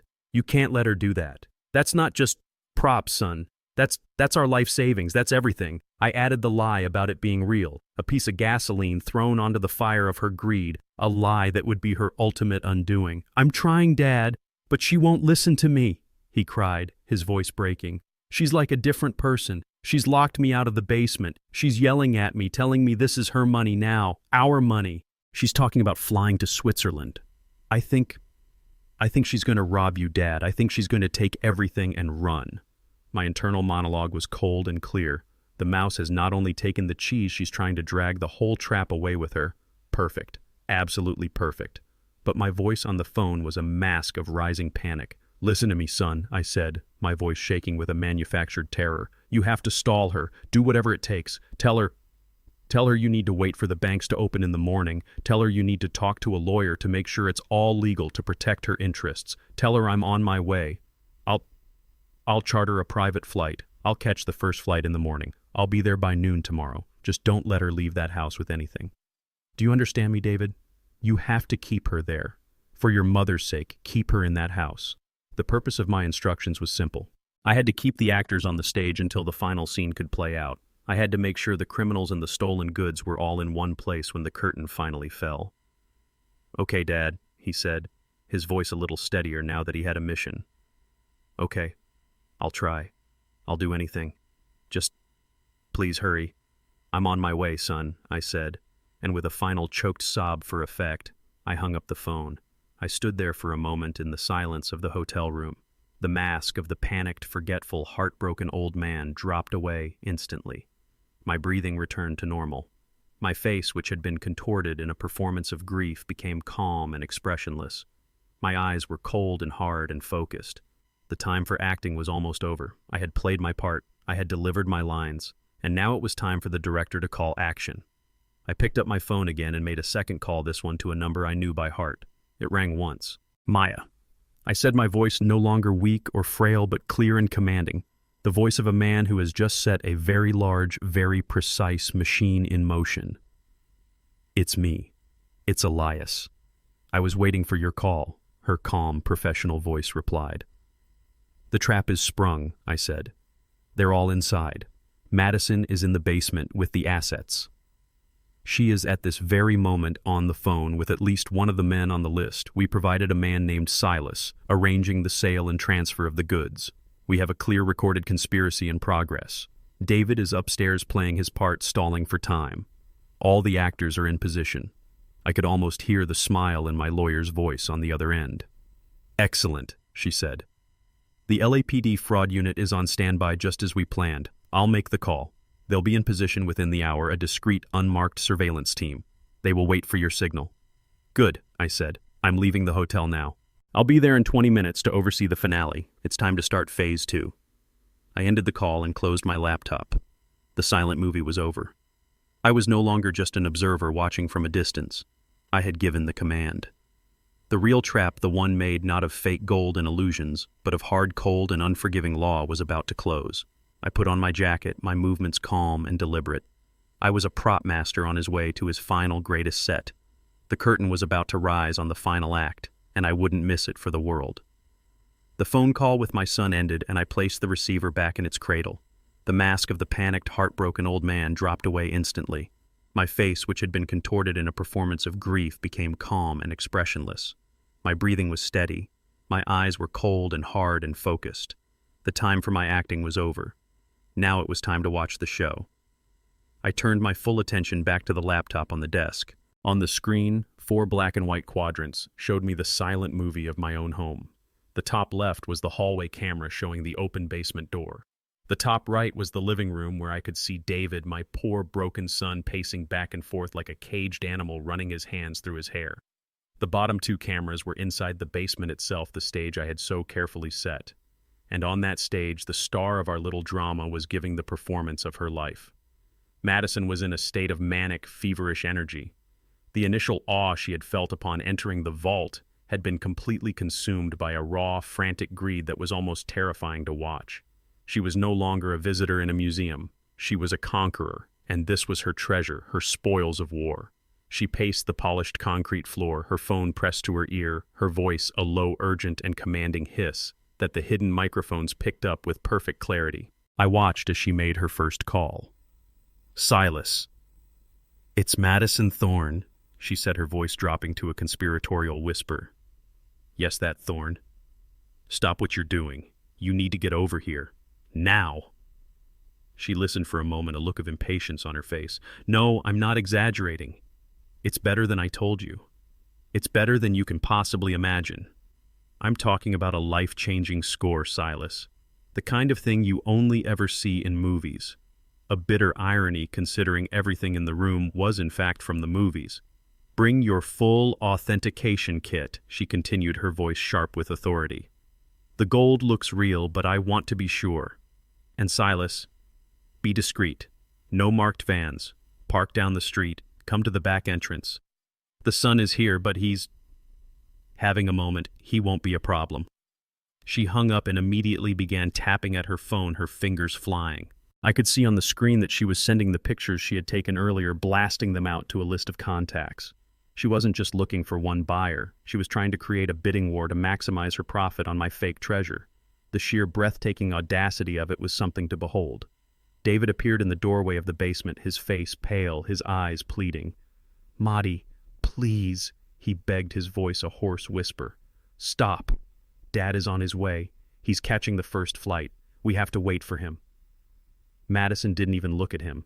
She was scrolling through her contacts, already dialing another number. "Wait," she scoffed the word, a blade of pure contempt. "Wait for what, David? For your father to come back and lock it all up again. For him to call the police. Don't be a fool. This is our chance. This is my chance. I am not going to let a fortune slip through my fingers because you are having a sudden, pathetic crisis of conscience. It's his," David cried, his voice breaking. "It's his life savings. We can't just steal it." She finally turned to face him, her eyes blazing with a cold, merciless fire. "He was hiding it from you, David, his own son. For 40 years. If that's not a betrayal, I don't know what is. He doesn't deserve this. We do. I do. I am the one who had the courage to do what was necessary. Now get out of my way and let me work." She turned her back on him and put the phone to her ear again. "Marco." "It's Jessica," she said, and my blood ran cold. She was using a different name. She was deeper in this world than I had even imagined. "I have a collection of vintage timepieces that need to be moved, quietly and quickly. Patek Rolex, the good stuff. What's your commission?" "No, that's too high. I have other offers. Call me back in 10 minutes with a better number." I sat back in my chair in the quiet of my hotel room, a silent observer to the destruction of my son's marriage and the self-immolation of my daughter-in-law. I felt a profound disgust, but also a grim satisfaction. The cameras were recording everything, every damning word, every conspiratorial phone call. She wasn't just a simple thief blinded by a sudden opportunity. She was an active, willing co-conspirator in a criminal enterprise. She was burying herself shovelful by shovelful. David had retreated a defeated ghost in his own home. He was slumped on the living room sofa, his head in his hands. He had done his part. He had stalled her just as I had asked. He had kept her on the stage. Madison finished her calls. She stood in the middle of the fake vault, her arms crossed her body, practically vibrating with a triumphant manic energy. She looked at the fake gold, the fake diamonds, the fake legacy of a life well lived, and she saw her own glorious future. She was the queen of a kingdom of illusions. From a small external microphone feed, I heard the faint sound of a car pulling up quietly down the street. The first of her appraisers was arriving. The final actors were taking their places. I looked at the screen at this woman who had so thoroughly desecrated my family. "The stage is set, Madison," I whispered to the silent room. "Time to bring down the curtain." The drive from the Beverly Hilton to my house in the hills took less than 20 minutes, but it felt like a lifetime. The city lights blurred past my window, a river of gold and red, but I saw none of it. My focus was absolute, my mind as clear and as cold as a block of ice. I was a general driving to the front lines for the final decisive battle of a war that had been planned years in advance. There was a deep, aching sorrow in my heart for my son, for the pain he was about to endure. But there was no hesitation. There was only the grim, unyielding necessity of what had to be done. I met them a block away from my house on a dark, quiet side street under the shade of a massive jacaranda tree. 2 unmarked dark sedans were parked by the curb, their interiors dark, their presence a quiet professional threat. Maya Jones was waiting for me, standing next to the lead car. Beside her was a tall, weary-looking man in a rumpled suit who introduced himself as Detective Miller of the LAPD Artifice and Fraud Division. Mr. Thorne Miller said, his voice a low, gravelly whisper. "Your lawyer has briefed me. It's an unconventional setup." "I'm an unconventional man, Detective," I replied. "My team is in position," he said, gesturing to the other men in the cars. "We have silent entry capability. "How do you want to do this?" Quietly, I said. "No sirens, no lights. They're in the basement, a soundproofed room. They won't hear us come in. I want them caught in the act." Maya stepped forward. "Elias," she said, her voice full of a concern that went beyond our professional relationship. "Are you sure you want to be there for this? It's going to be unpleasant." "I have to be," I said, my voice firm. "I started this. I have to be there to finish it." She nodded, understanding. We approached the house on foot, a silent team of ghosts moving through the warm Los Angeles night. The house was quiet, but lights were on inside. My heart pounded in my chest, a slow, heavy drumbeat of anticipation. I thought of David, my son alone in there, caught between his terror and his guilt. I pulled the key from my pocket and slipped it into the front door lock. The lock turned with a barely audible click. I pushed the door open and we stepped inside. The scene in the living room was one of quiet devastation. David was sitting on the floor, his back against the sofa, his head in his hands. He looked up as we entered, his eyes wide with a mixture of terror, shame, and a profound, desperate relief. He saw me then, the plainclothes officers behind me, and he seemed to crumble, all the fight going out of him. 2 officers stayed with him, their presence a quiet, reassuring authority. The rest of us moved on our footsteps, silent on the thick rugs. We moved down the long, dark hallway towards the basement. Just as the camera feed had shown, the heavy oak door was slightly ajar, a sliver of bright artificial light spilling out along with the low, excited murmur of voices. They were still in there. They were still counting their fake treasure. Miller gave a single sharp nod to his team. They drew their weapons, their movements fluid and economical. I stood back by the doorway with Maya, my heart pounding, a spectator at the final explosive scene of my own movie. On Miller's silent hand signal, they moved. They didn't kick the door in. They flowed through it, a silent, dark wave of law and consequence. LAPD Miller's voice boomed, the sound shattering the quiet excitement in the room. "Nobody move. Hands where I can see them." The scene inside was a perfect tableau of greed. Madison was standing by a glass display case, a pair of what she thought were priceless sapphire earrings in her hand. Across the room, 3 men, her appraisers, were huddled around a table, a jeweler's loupe pressed to one man's eye as he examined a fake diamond, another testing a painted lead bar with an acid kit. They were so engrossed, so consumed by their avarice, that they were completely oblivious. They froze their faces, a comical, simultaneous picture of pure, unadulterated shock. The jeweler's loupe dropped from one man's eye. The man with the gold bar dropped it on the table with a dull, unimpressive thud. Madison was the last to react. She spun around her face, a mask of furious indignation, ready to lash out at whoever had dared to interrupt her. And then she saw me standing in the doorway. Her face in that moment was a masterpiece of emotional collapse. First there was confusion. I was supposed to be in Chicago. Then came the dawning, sickening realization. Her eyes darted from me to the police officers to Maya Jones and back to me. The trap. It was a trap. The confusion turned to disbelief. The disbelief to a wild, cornered animal terror. And finally, as the handcuffs were being snapped onto her wrists, her terror curdled into a final, ugly expression of pure, venomous hatred. All of it directed at me. The officers were professional, efficient. They cuffed Madison and her 3 bewildered accomplices, reading them their rights in a calm, monotone voice that was a stark contrast to the high-stakes drama they had just interrupted. As they were leading her out, her eyes locked with mine. The beautiful, charming mask was completely gone. All that was left was the raw, ugly face of her own greed. "You!" she shrieked, her voice a ragged, desperate sound. "You set me up. This was all a setup." I looked at her, at this woman who had so thoroughly destroyed my son's life, who had tried to steal the legacy of my wife. I felt no anger. I felt no triumph. I just felt a deep, profound, and weary sadness. "No Madison," I said, my voice quiet but carrying across the now silent room. "You set yourself up." I gestured to the room, to the fake gold, to the worthless jewels, to the beautiful empty stage I had built for her. I just built the theater. They led her away, her curses and threats echoing down the hallway until they were finally silenced by the closing of the front door. I stood there for a long moment in the doorway of my beautiful fake vault, the air thick with the smell of failure and consequence. The trap had been sprung, the curtain had come down, and the play was finally over. The flashing red and blue lights of the police cars parked outside painted silent strobing patterns on the walls of my living room. The house, usually a quiet sanctuary of memory and peace, was now a bustling crime scene filled with the quiet, efficient movements of uniformed officers and forensic technicians. Madison and her 3 accomplices were gone, taken away in separate unmarked cars, their dreams of a life-changing score having evaporated into a nightmare of handcuffs and consequences. My son David was sitting on the floor in the living room, his back against the sofa, his head in his hands. He hadn't said a word since they had led Madison away. He was a man in deep, profound shock, his entire world, the foundation of his marriage and his understanding of the woman he loved, having been systematically demolished in the space of an hour. I was in the basement, my so-called vault, with Maya and Detective Miller.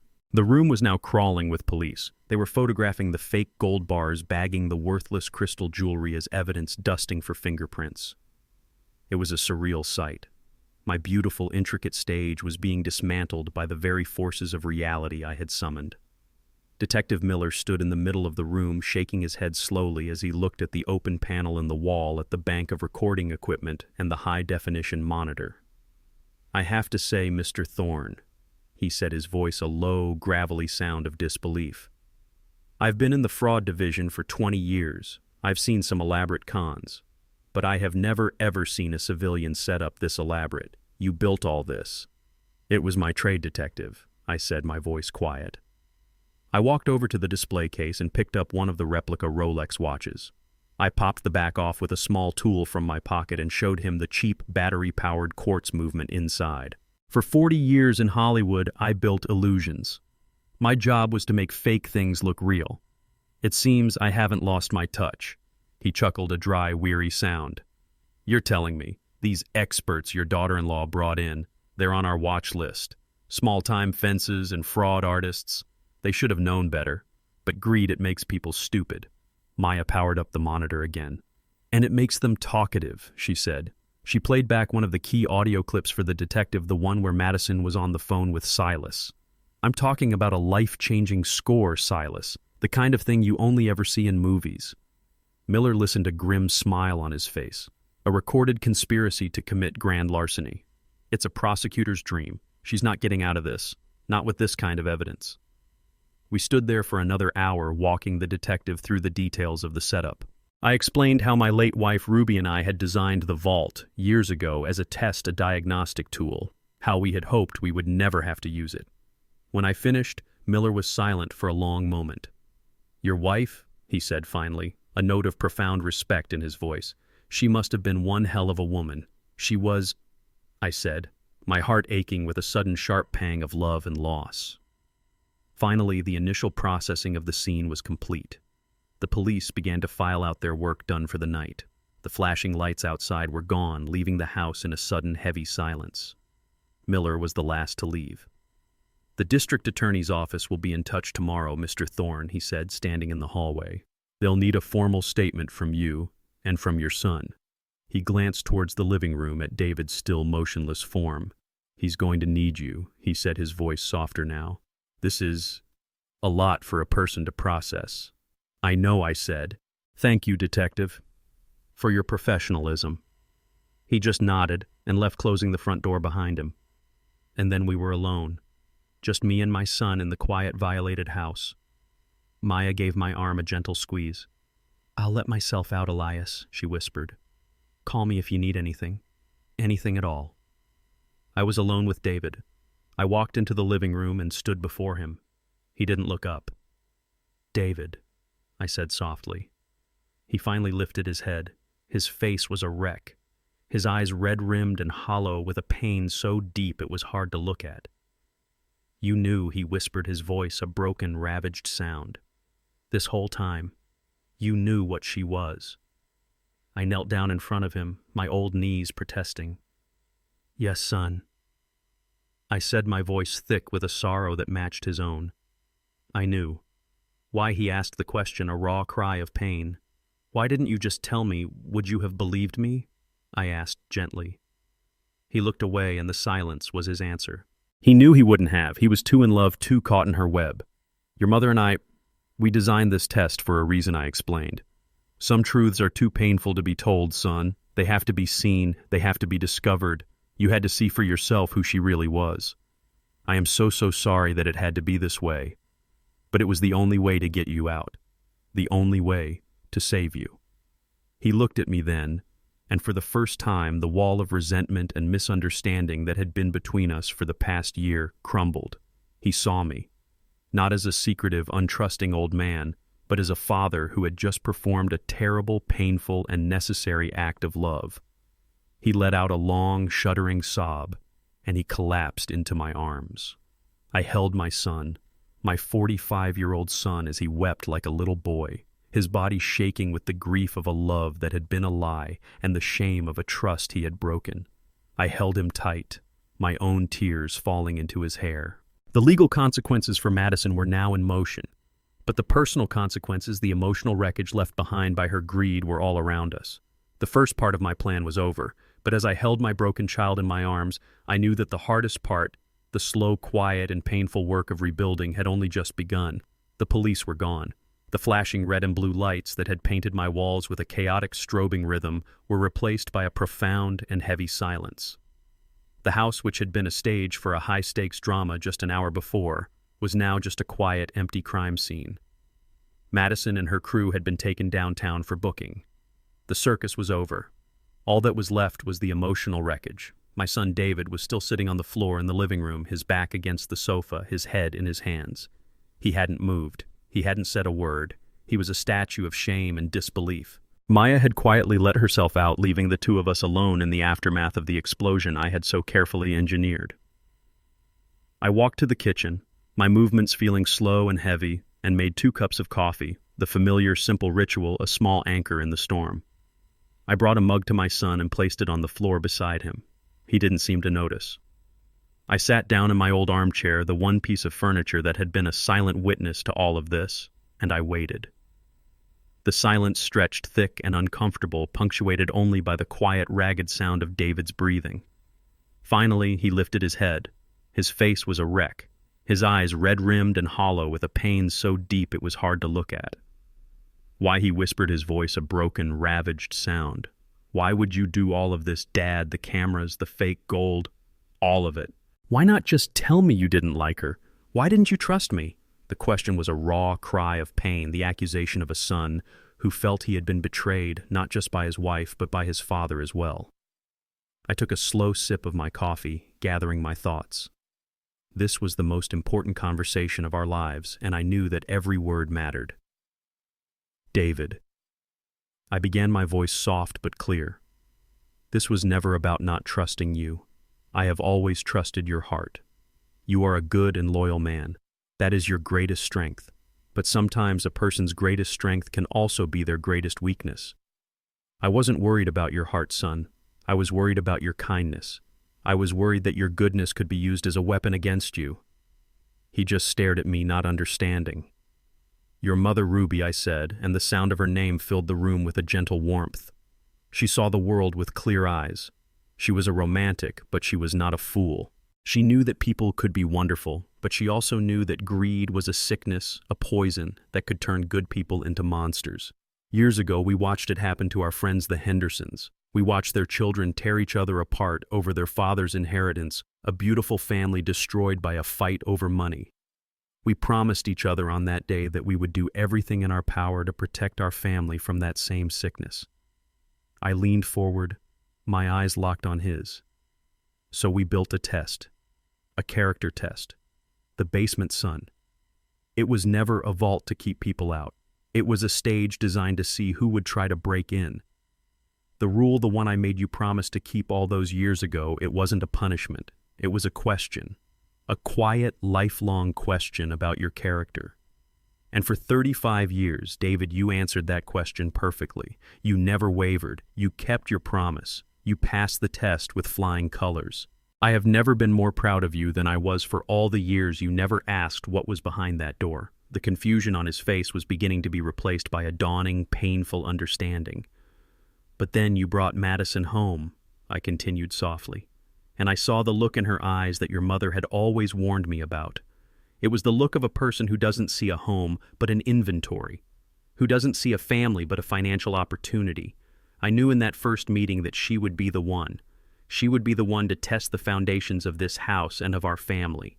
And I knew that her greed would eventually place you in an impossible position, forcing you to choose between your promise to me and your loyalty to her. You should have told me, he whispered, his voice thick with unshed tears. You should have just told me what you thought of her. And what would you have done, son? I asked gently. You were in love. If I had told you my suspicions, if I had told you I thought your new wife was a gold digger, what would have happened? You would have defended her. You would have resented me for it. It would have driven a wedge between us, and she would have won. She would have isolated you from me completely. Some truths, David, cannot be told. They are too painful. They have to be discovered. You had to see her true character for yourself in the most undeniable, irrefutable way possible. It was a terrible, painful solution, son. But it was the only one I had. It was the only way to get you out of her web. The only way to save you. I let the words settle in the quiet room. He finally understood. The entire elaborate and cruel-seeming deception wasn't a trap for him. It was a lifeboat, a brutal, complicated, and desperate lifeboat I had built to pull him from a shipwreck I knew was coming. He looked down at his hands, and a single tear dropped onto the floor, then another. He didn't make a sound. He just sat there, the full weight of the truth finally crashing down upon him. The woman he loved was a predator. His father had known all along, and his own weakness had been the key she had used to try and unlock their future. After a long time, he finally looked up at me. The anger was gone. The confusion was gone. All that was left was a deep, profound, and heartbreaking shame. I'm so sorry, Dad, he whispered, for breaking my promise. I reached out and placed my hand on his shoulder. I know, son, I said, my own voice thick with emotion. I know. The conversation wasn't over. The healing had barely begun. But in that moment, in the quiet, shared sorrow of our ruined family, the first tentative brick of a new foundation had just been laid. The days that followed the raid were quiet, heavy, and strange. The house was no longer a crime scene, but it felt haunted by the ghosts of what had happened. The basement door was closed, the sleek black lock now a silent testament to the drama that had unfolded. David and I moved through the quiet rooms like two strangers, the vast, empty space between us filled with unspoken grief and shame. He spent most of his time in his old bedroom, the door closed. I spent my time in the kitchen making meals he barely touched, or just sitting in my armchair, the silence a heavy blanket. We needed to talk. I knew it, but the wound was too fresh, too raw. I didn't know where to begin. The breakthrough came on the third night. I couldn't sleep. I came downstairs to find David sitting in the dark living room, a single dim lamp casting a long shadow across the floor. He was staring at the mantelpiece at the photograph of his mother, my Ruby, her smile so full of life and light. I don't understand, he said, his voice a low, rough whisper in the dark. He didn't look at me. He just kept staring at the picture. How did you know? How did you see what she was when I was so blind? It was the question I had been waiting for, the question that needed to be answered before we could take a single step forward. I sat down in the armchair across from him. It wasn't just me, son, I said softly. In fact, it wasn't me at all in the beginning. It was your mother. He finally turned to look at me, his face a mask of confusion. Mom, this whole plan, I said, gesturing to the silent house around us, the basement, the test. It was her design. She was the architect. I was just the builder carrying out her final blueprint.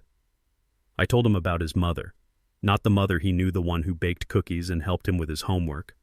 I told him about the other Ruby, the sharp, clear-eyed woman who had a profound and deeply cynical understanding of human nature.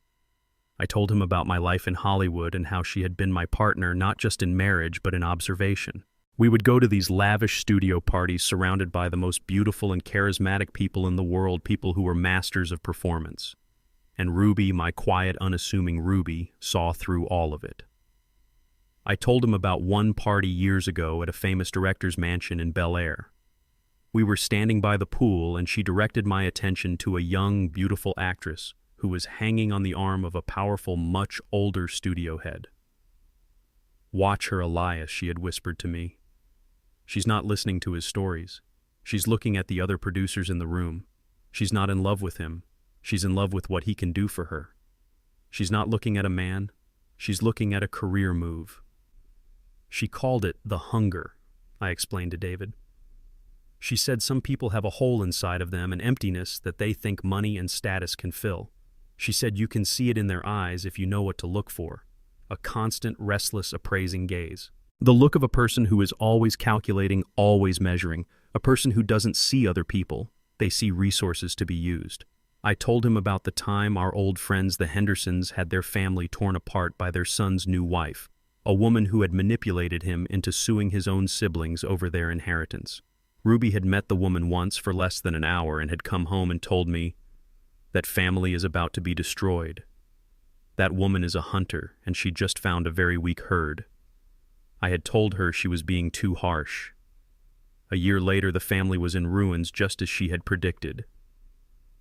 My voice was a low murmur in the quiet, dark room. I was giving my son the gift his mother had given me, the gift of seeing the world as it is, not just as we wish it to be. When you brought Madison home that first day, I said, my voice softening, I saw that same look in her eyes, the same hunger your mother had warned me about for years.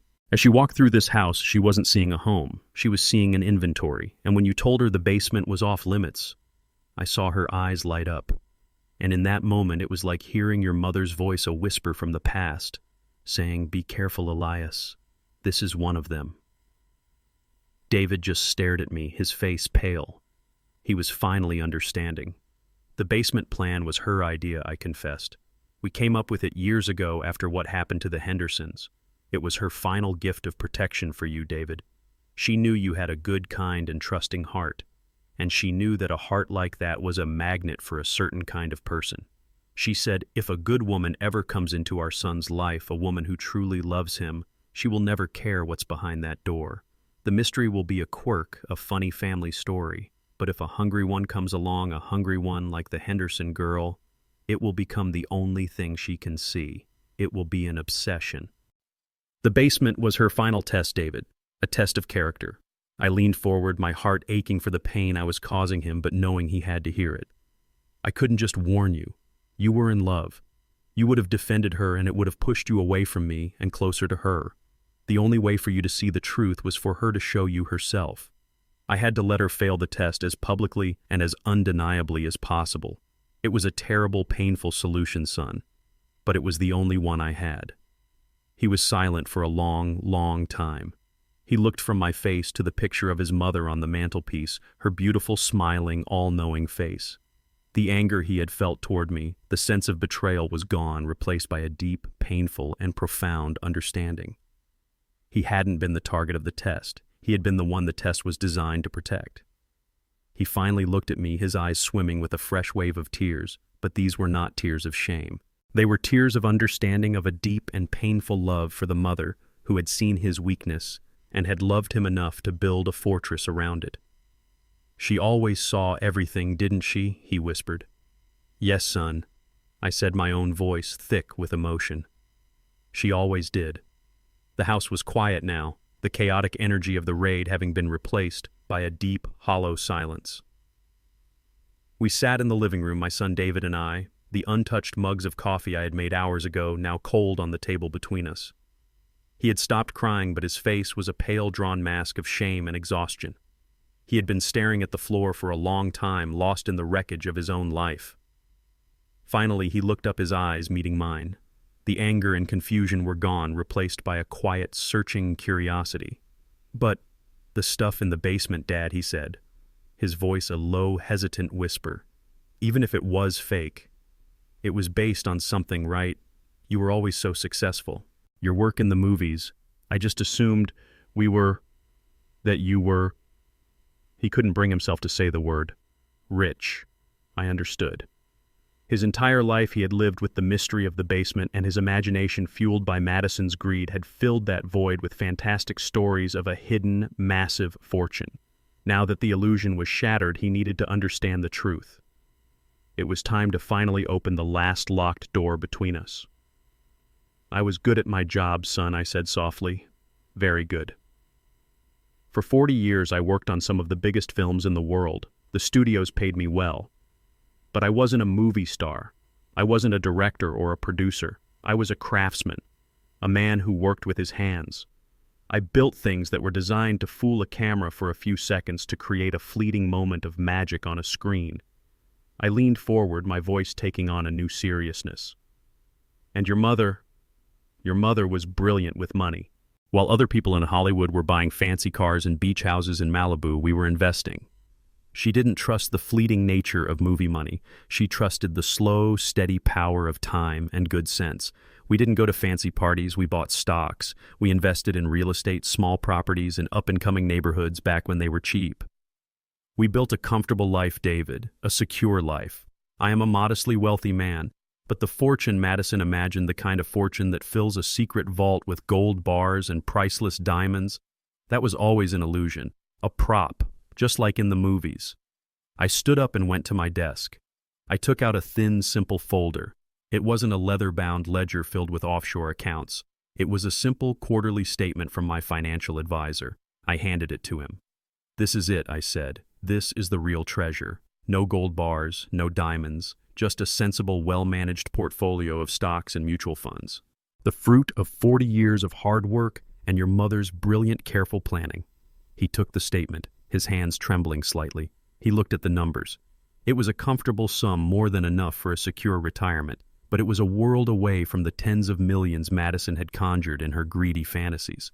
It was the wealth of a successful craftsman, not a king. He looked up at me, a new understanding dawning in his eyes. The mistake Madison made. David. I continued, sitting back down in my chair. And the mistake I was so terrified you would learn from her is thinking that these numbers, the figures on this page, are the real treasure. They're not.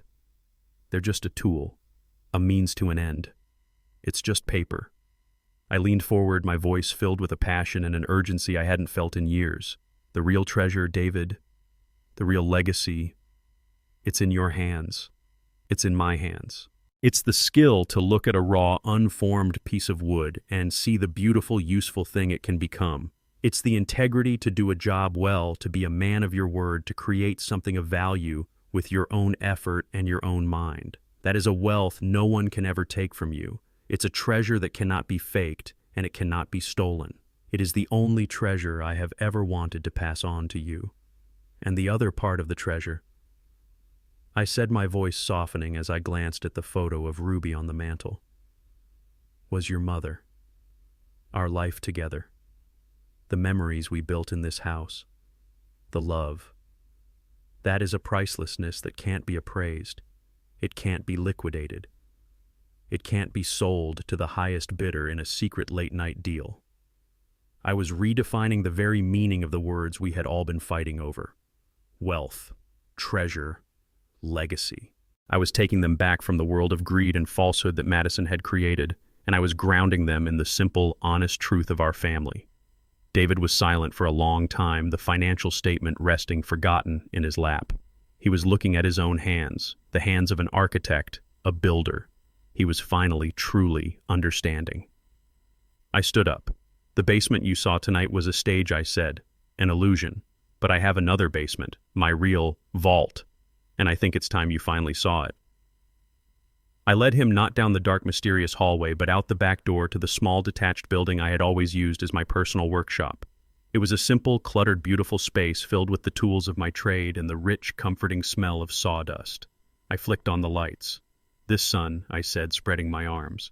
"This is the real treasure." I stood there in the doorway of my workshop, the rich, familiar scent of sawdust and oil filling the air. "This, son," I said, my voice quiet but firm. "This is the real treasure." David just stared. He didn't step inside. He just stood on the threshold, his eyes scanning the cluttered, beautiful chaos of my life's work. He saw the old, heavy workbench, its surface scarred with 1,000 cuts and nicks, each one a memory. He saw the walls lined not with gold bars, but with tools, hundreds of them hanging in their designated places, their wooden handles worn smooth from a lifetime of use. He saw the stacks of lumber, the half-finished projects, the blueprints pinned to a corkboard. He saw a room that was the absolute antithesis of the cold, sterile, glittering vault he had just left. That room had been about the illusion of wealth. This room was about the reality of work. He looked at the space, and then he looked back at me, and his face, which had been a mask of confusion, finally completely crumpled. It was a slow, agonizing collapse. The dam of his denial, which had held back a tidal wave of painful truth, finally broke. She didn't love me? He whispered the words, a raw, hollow sound, a statement of a truth so profound and so devastating it seemed to suck all the air out of the night. It wasn't a question. It was a verdict. No son. I said softly, my heart breaking for him. She didn't. He staggered back a step as if my words were a physical blow. He leaned against the doorframe, his legs suddenly unable to support him. He wasn't just realizing that his wife was a criminal, he was facing a much deeper, more personal horror. He was facing the fact that his entire marriage, the central pillar of his adult life, had been a lie, a performance, a long con. I watched as his mind began to replay the movie of his life, but this time with the director's commentary turned on. I could see it in his eyes, the way they flickered, unfocused, as he sifted through the memories, re-examining them in the harsh, unflattering light of the truth. He thought of their first meeting, which he had always seen as a fairy tale, a moment of pure serendipity. He now saw it for what it was, a calculated interception. He had been a mark, a man with a wealthy father and a kind, trusting heart, and she had spotted him from across the room. He thought of all the times she had praised his work, his ambition. He had seen it as loving support. He now saw it as a farmer tending to her prized livestock, fattening it up for the eventual slaughter. Her encouragement wasn't for him, it was an investment in her own future. He thought of the fights they'd had, about money fights he had always seen as the normal stresses of a modern marriage. He now saw them for what they were, carefully orchestrated. Pressure campaigns designed to make him feel inadequate, to make him more desperate for the kind of success she demanded. And he thought with a fresh, sickening wave of shame of the final brilliant manipulation. The fake financial crisis, the tears, the pleading, the way she had turned his love for her and his desire to be a good provider into a weapon against his own father.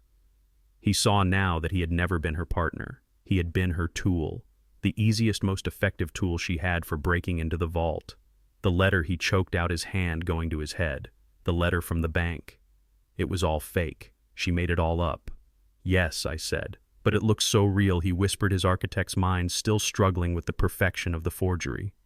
That was her gift, son, I said, a bitter sadness in my voice. She was a brilliant marketer. She knew how to create a desire, how to package a lie, how to sell an illusion. In another life, she could have been one of the greatest creative directors in this city. She chose to use her gifts for destruction instead of creation. He slid down the door frame and sat on the cold concrete of the back patio, his head in his hands. A long, ragged sob tore through him, then another and another. It was the sound of a man's heart breaking, not with a clean snap, but with a slow grinding, tearing of every fiber. He was mourning a woman who had never really existed. He was grieving the loss of a life he had never really had. I walked over and sat on the steps beside him. I didn't touch him. I didn't offer any empty words of comfort. There are some sorrows so profound that they must be borne alone. All a father can do is sit nearby, a silent, steady presence in the dark, a quiet promise that when the storm is over, you will not be alone.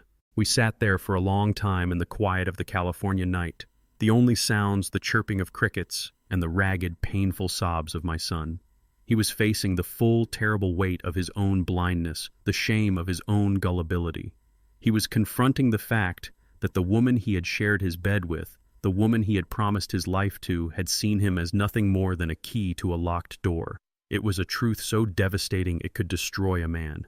And as I sat beside him, my heart aching with his pain, I prayed to a God I wasn't sure I still believed in. I prayed that my son, my good, kind, and broken son, would be strong enough to survive it.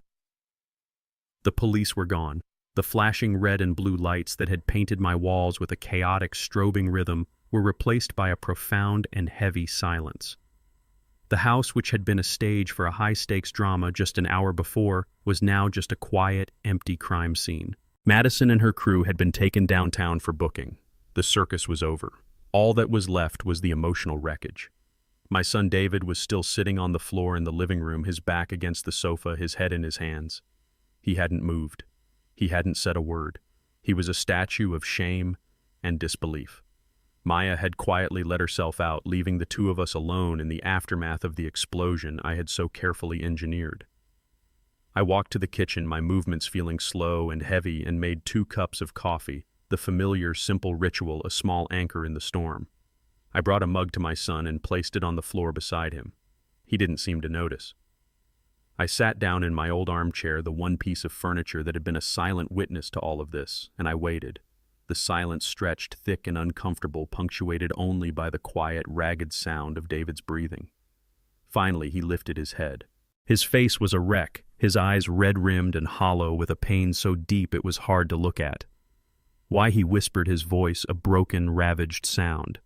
Why would you do all of this, Dad? The cameras, the fake gold. All of it. Why not just tell me you didn't like her? Why didn't you trust me? The question was a raw cry of pain, the accusation of a son who felt he had been betrayed, not just by his wife, but by his father as well. I took a slow sip of my coffee, gathering my thoughts. This was the most important conversation of our lives, and I knew that every word mattered. David. I began, my voice soft but clear. This was never about not trusting you. I have always trusted your heart. You are a good and loyal man. That is your greatest strength, but sometimes a person's greatest strength can also be their greatest weakness. I wasn't worried about your heart, son. I was worried about your kindness. I was worried that your goodness could be used as a weapon against you. He just stared at me, not understanding. Your mother, Ruby, I said, and the sound of her name filled the room with a gentle warmth. She saw the world with clear eyes. She was a romantic, but she was not a fool. She knew that people could be wonderful, but she also knew that greed was a sickness, a poison that could turn good people into monsters.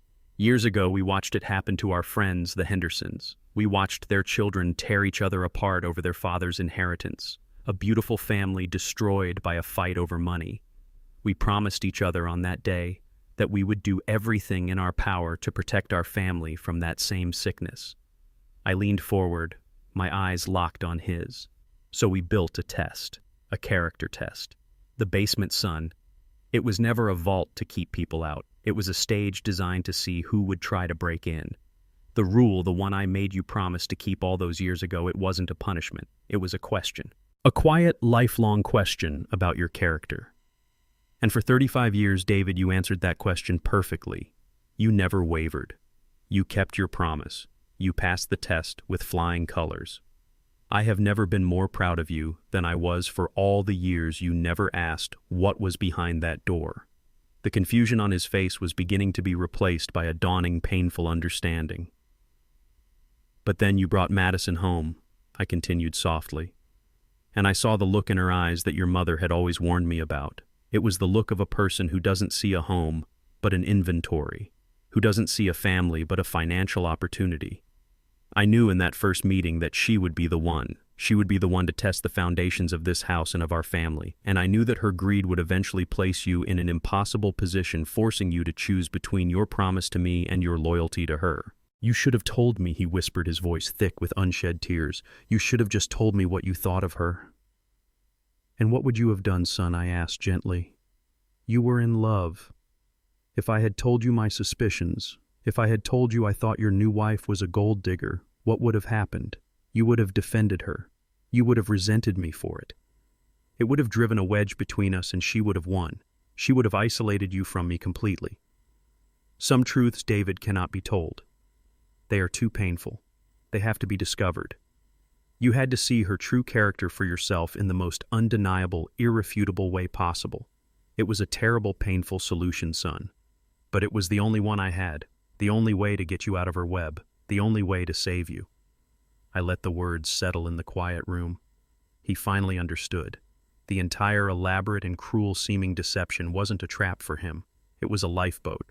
A brutal, complicated, and desperate lifeboat I had built to pull him from a shipwreck I knew was coming. He looked down at his hands, and a single tear dropped onto the floor. Then another.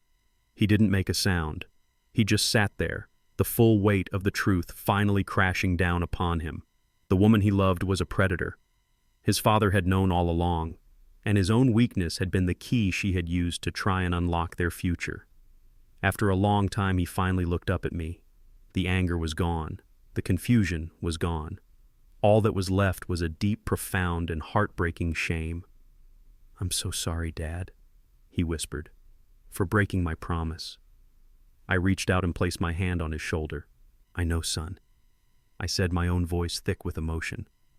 "I know." The conversation wasn't over. The healing had barely begun. But in that moment, in the quiet, shared sorrow of our ruined family, the first tentative brick of a new foundation had just been laid. We sat there in the quiet of the California night, the only sounds the chirping of crickets and the ragged, painful sobs of my son. He was mourning a woman who had never really existed, a life he had never really had. I gave him the time and the space to let the storm of his grief pass. I didn't offer any empty words of comfort. There are some sorrows so profound that they must be borne alone. All a father can do is sit nearby, a silent, steady presence in the dark, a quiet promise that when the storm is over, you will not be alone. After a long time, the sobs subsided, replaced by a deep, shuddering exhaustion. He finally lifted his head, his face a wreck, his eyes hollow and empty. I stood up, my old knees protesting. "Come with me, son," I said softly. "There's one more thing you need to see." He looked up at me, his expression a mixture of weariness and confusion.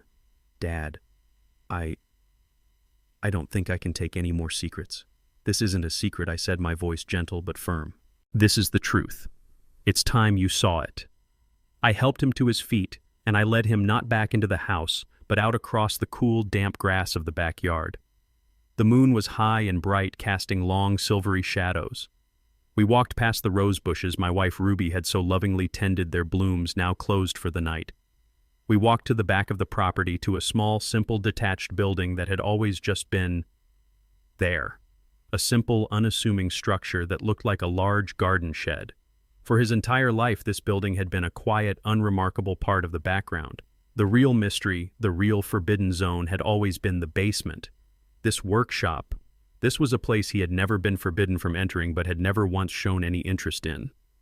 It was my dusty, noisy world of work, a world far removed from his own clean architectural designs. I stopped in front of the simple wooden door. Unlike the high-tech, impenetrable vault door of the basement, this door had a simple, old-fashioned lock, the kind that opened with a brass key. I pulled the key from my pocket and slid it into the lock. It turned with a familiar, satisfying click. "The basement you saw tonight was a stage," I said, my hand on the doorknob. "An illusion designed to catch a liar. But this is my real vault. This is where I keep the things that are truly priceless." I opened the door. I flicked on the lights and the room was flooded with a warm yellow glow. The first thing that hit him was the smell. The rich, clean, honest smell of a lifetime of work. The sharp, fragrant scent of cedar and pine, the deep, earthy smell of oak and walnut, the faint metallic tang of machine oil, all mingling into a perfume that was the very essence of my soul. David stepped hesitantly across the threshold, his eyes wide. This was not a vault. This was not a museum. This was a place of creation. It was cluttered, chaotic, and beautiful. Tools, hundreds of them, hung in their designated places on the walls, their wooden handles worn smooth and dark from a lifetime of use. A massive old workbench, its surface a geography of scars and nicks, each one a memory, dominated the center of the room. Half-finished projects sat on sawhorses, the curved frame of a rocking chair, the intricate pieces of a puzzle box. Blueprints and sketches were pinned to a large corkboard on the wall. A fine golden layer of sawdust covered everything, glittering in the warm light like a magical dust. He walked slowly into the room, his movements filled with a reverence that had been completely absent when he was surrounded by the fake gold and diamonds. He ran his hand over the rough, unfinished surface of a plank of walnut, his architect's fingers instinctively reading the grain, the texture. "This," he whispered, his voice filled with a quiet awe. "This is what was really in the basement all along." "No," I said. "The basement was always empty, just a concrete room for storage. This has always been right here out in the open. You just never thought to look." I walked over to the old workbench, the one my own father had built for me when I was just a boy. I ran my hand over its scarred surface. "This is the real legacy, David," I said, my voice thick with an emotion I couldn't quite name. "Not the numbers in a bank account, not the appraised value of a house. It's this. It's the knowledge. The skill to take something raw and unformed, a simple piece of wood, and turn it into something beautiful, something useful, something that will last." I picked up a hand plane from the bench, its steel blade gleaming, its wooden body dark and smooth from the touch of my hands. "Your mother understood this. She knew that the wealth Madison was chasing was an illusion. It's fleeting, it can be stolen, it can be lost. But this, I held up the plane. The skill in your hands, the integrity in your heart, the pride you feel when you create something honest and true. That is a wealth no one can ever take from you. That is a treasure that cannot be faked and it cannot be stolen. It is the only treasure I have ever wanted to pass on to you. I walked over to a small locked cabinet in the corner, a cabinet he had never seen me open. I unlocked it. Inside there were no jewels. There were a dozen or so small, exquisitely crafted wooden objects, a music box with an intricate inlay, a set of hand-carved chess pieces, a small, perfect model of a sailboat. These were the projects I had made not for a movie, but for myself, for my soul. I took out a small, simple, beautiful box made of polished cedar. I brought it over to him.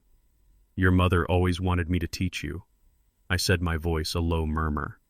"I was always too busy with work. And then, I thought you were on a different path, a path of designs and computers. I was wrong. It's never too late to learn." I placed the cedar box in his hands. He held it, turning it over and over, his fingers tracing the perfect seamless joints. He looked from the box to the workshop around him and then finally to me. His eyes were filled with a new, profound, and deeply humbling understanding. He wasn't just seeing a workshop. He was seeing his father, his real father, for the very first time. The final, most important door between us had just been opened, and the first real lesson in rebuilding was about to begin. He held the small cedar box in his hands as if it were a sacred object, his fingers tracing the perfect seamless joints, the smooth, hand-sanded finish. He was an architect. He understood design balance and the elegance of a well-executed plan. But this was different. This wasn't a drawing on a screen. It was real. It was solid. It had a weight and a warmth that his own glass and steel creations did not. I let him hold it for a long time, letting the quiet honesty of the object speak for itself. He was seeing for the first time the difference between a high-concept design and a piece of heartfelt craftsmanship. "It's just a box, son," I said softly. "But it's an honest box. The wood is what it is. The joints are what they are. There are no illusions." He looked up from the box, his eyes filled with a deep, profound shame. "I don't know how to do this, Dad," he whispered, his voice the rough, broken sound of a man who has lost his own blueprint. "I design things on a computer. I don't know how to build anything real." "Good," I said, my voice gentle but firm. "Then you have a place to start." Every great builder, David, starts with the honest admission that he doesn't know. The ones who get into trouble are the ones who think they already have all the answers. I took the box from him and placed it on the workbench. Then I walked over to the stack of lumber and selected a piece of rough-cut pine. It was not a beautiful piece of wood. It was knotted, warped slightly, and had a long, dark imperfection running through its center. It was flawed. It was real. I placed it on the workbench between us. "This is where we begin," I said. "Before you build, you must learn to see. Look at this piece of wood. What do you see?" He looked at it with the eyes of an architect, an eye for perfection. "I see flaws," he said. "It's warped. The grain is uneven. That knot in the middle is a weak point. I'd reject this piece from a job site." "You see flaws," I said, nodding slowly. "I see character. The warp can be straightened. The uneven grain tells a story of how the tree grew, how it fought for the light. And the knot is not a weakness, son. It is a challenge. It is the heart of the wood. You don't discard it, you work with it. You incorporate it. You make it a part of the design. You turn what looks like a flaw into the most interesting part of the piece." I picked up an old, heavy hand plane from the bench, its wooden body dark and smooth from a lifetime of contact with my hands. I ran my thumb over the perfectly sharpened steel blade. "Your mother taught me that," I said softly. "She used to say the same thing about people. Never trust a person with no visible scars. The flaws are where the real story is." I showed him how to hold the plane, how to set the blade to the perfect shallow depth, just enough to shave off a paper-thin curl of wood. "The secret isn't in pushing," I explained. "It's in guiding. You don't fight the wood. You listen to it. You feel the way the grain wants to move, and you follow it. It's a conversation, not an argument." I took the first pass. The plane glided over the rough surface of the pine, a whisper of steel on wood, leaving behind a perfectly smooth, almost shimmering surface. A long, fragrant curl of wood peeled away, delicate as a ribbon. I handed the plane to him. "Your turn." His hands, the hands of an architect, were soft, uncalloused. He took the tool awkwardly. It was a foreign object to him. His first few attempts were clumsy. He pushed too hard, the plane chattering and digging into the wood, leaving ugly gouges. He held it at the wrong angle, the blade skipping over the surface. Frustration began to cloud his face. "I can't do it," he said, his voice tight with the old familiar fear of failure. "I'm messing it up." "Of course you are," I said, my voice calm, patient. "Your hands are speaking a language they haven't learned yet. You're shouting at the wood. You need to learn to whisper." I stood behind him, my hands gently guiding his. "Feel that," I said as we moved the plane together. "Feel the way the blade just wants to skim the surface. Don't force it down. Let its own weight do the work. It's a dance, a partnership." We worked like that for what felt like hours. The only sounds, the rhythmic whispering shh of the plane and the soft thud of the wood shavings hitting the floor. We didn't talk about Madison. We didn't talk about the raid, the lies, the broken promises. We just focused on the wood, on the simple, honest, and deeply satisfying task of taking something rough and making it smooth. Slowly, I could feel the tension begin to leave his shoulders. The frantic, desperate energy that had been consuming him for weeks began to quiet. His breathing became deeper, more regular. His movements became less clumsy, more fluid. He was starting to listen, not just to me, but to the wood. After a while, he planned a long, perfect curl of his own, the wood peeling away in a single, unbroken ribbon. A small, involuntary smile touched his lips. It was the first real smile I had seen on his face in over a year. It was the smile of a man who had not just completed a task, but had created something, however small. He had taken a flawed, rough thing and had found the beauty hidden within it. We worked until the early hours of the morning. When we finally stopped, the piece of pine was no longer warped or rough. It was perfectly flat, its surface as smooth as silk, its grain glowing in the warm light of the workshop. David ran his hand over the surface, a look of quiet wonder on his face. "It's beautiful," he whispered. "Yes," I said. "It is." I looked at my son, his face smudged with sawdust, his eyes clear and focused. He looked exhausted, but it was a good kind of tired. It was the honest exhaustion of a man who has done a day's work, not the soul-crushing weariness of a man living a lie. "This is the first lesson, son," I said, my voice a low murmur in the quiet workshop. "Before you can build anything that will last, whether it's a house or a relationship or a life, you have to learn to see the truth of the materials you're working with.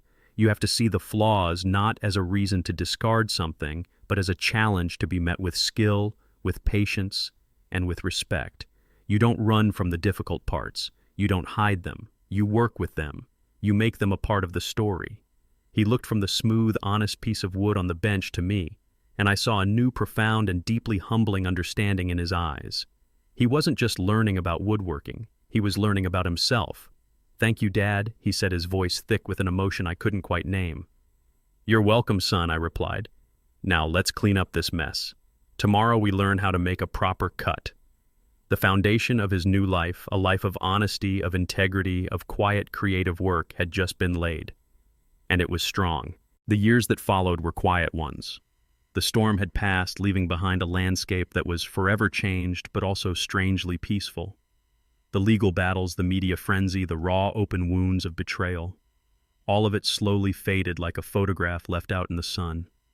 Madison took a plea deal, her army of expensive lawyers likely seeing the mountain of irrefutable video evidence and advising her to cut her losses. She was sentenced to 7 years in a federal facility for conspiracy and attempted grand larceny. Her accomplices received lesser sentences. The chapter was in a legal sense closed. But for David and me, the real work, the quiet, difficult work of rebuilding, had only just begun.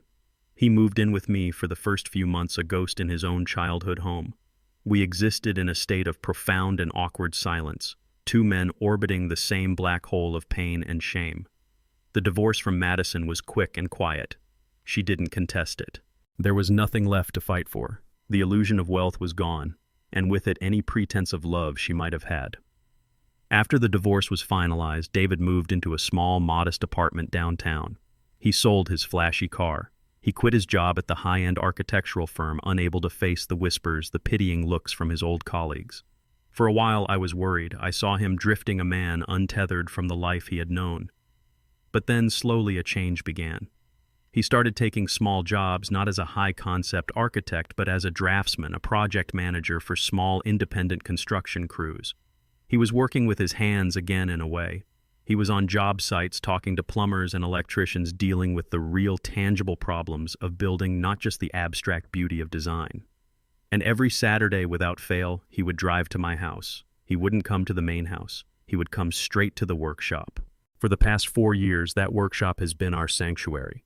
It is the place where we have slowly, painstakingly rebuilt our relationship from the foundation up. In the beginning, we barely spoke. We would just work. I would be at my lathe, and he would be at the workbench, sanding a piece of wood. His movements hesitant and unsure at first, then growing more confident over time. The only sounds were the hum of the machines and the rhythmic rasp of sandpaper on wood. The work was our language. The shared, simple, honest task of creation was the only way we could communicate across the vast, silent chasm of what had happened. We built things. We started with simple projects, birdhouses, small boxes. Then we moved on to more complex pieces, a set of bookshelves for his new apartment, a beautiful, sturdy dining table made from a single, magnificent slab of oak. Each completed project was a small, quiet victory, a testament to our shared patience and a fragile, returning trust. I remember one afternoon, about a year into this new routine, we were working on a grandfather clock, an intricate, challenging project that required immense precision. He was struggling with a complex dovetail joint, his frustration growing with each failed attempt. "I can't get it," he said, his voice tight with an old familiar frustration. "It's not perfect." I came over and looked at his work. The joint was off by less than a millimeter. The old David the architect would have seen it as a failure. "Nothing is perfect, son," I said softly, picking up a hand plane. "The wood is not perfect. The tools are not perfect. We are not perfect. The goal isn't perfection.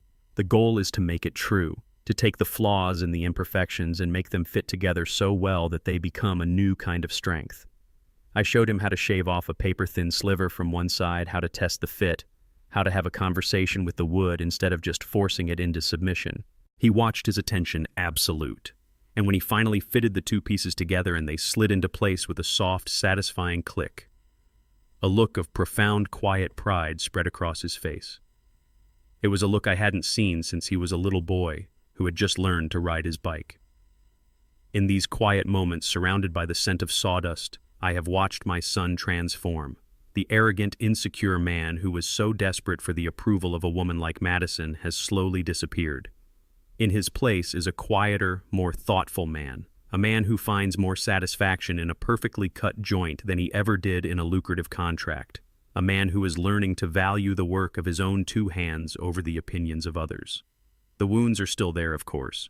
We still have days when the silence is heavy, when the ghosts of the past feel a little too close. But the silences are shorter now. And the work, the shared, honest work, always brings us back. Last week we finished the clock. It stands in the corner of my living room now, its polished cherry wood glowing in the afternoon light. Its pendulum swings in a slow, steady, reassuring rhythm.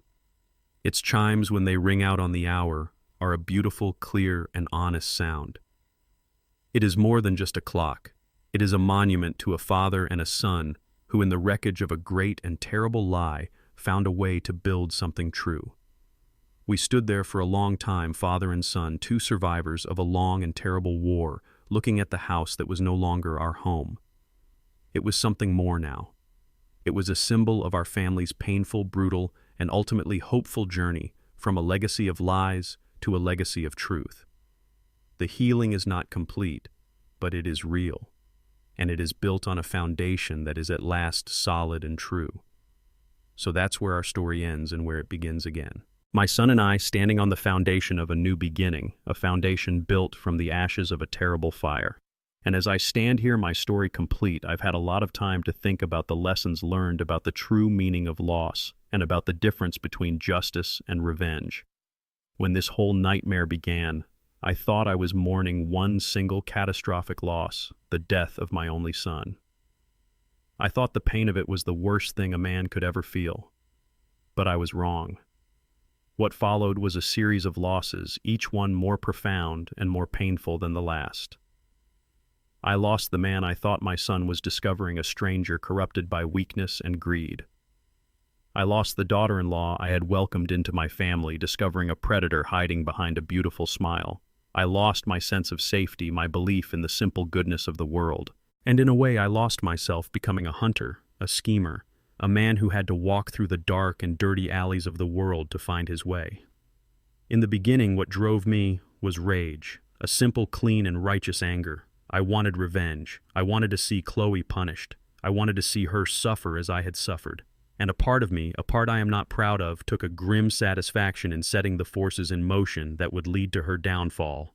I unleashed the tigers, and I watched as they closed in on her. But as the plan unfolded, I began to realize that what I was seeking was not revenge. Revenge is a fire that consumes everything, including the person who lights it.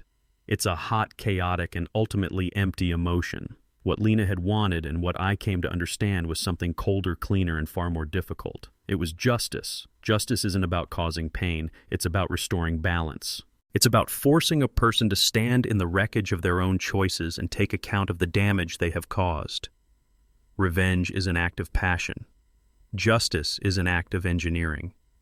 It's about understanding a flawed system and applying pressure to the weak points until it collapses, revealing the truth that was buried underneath.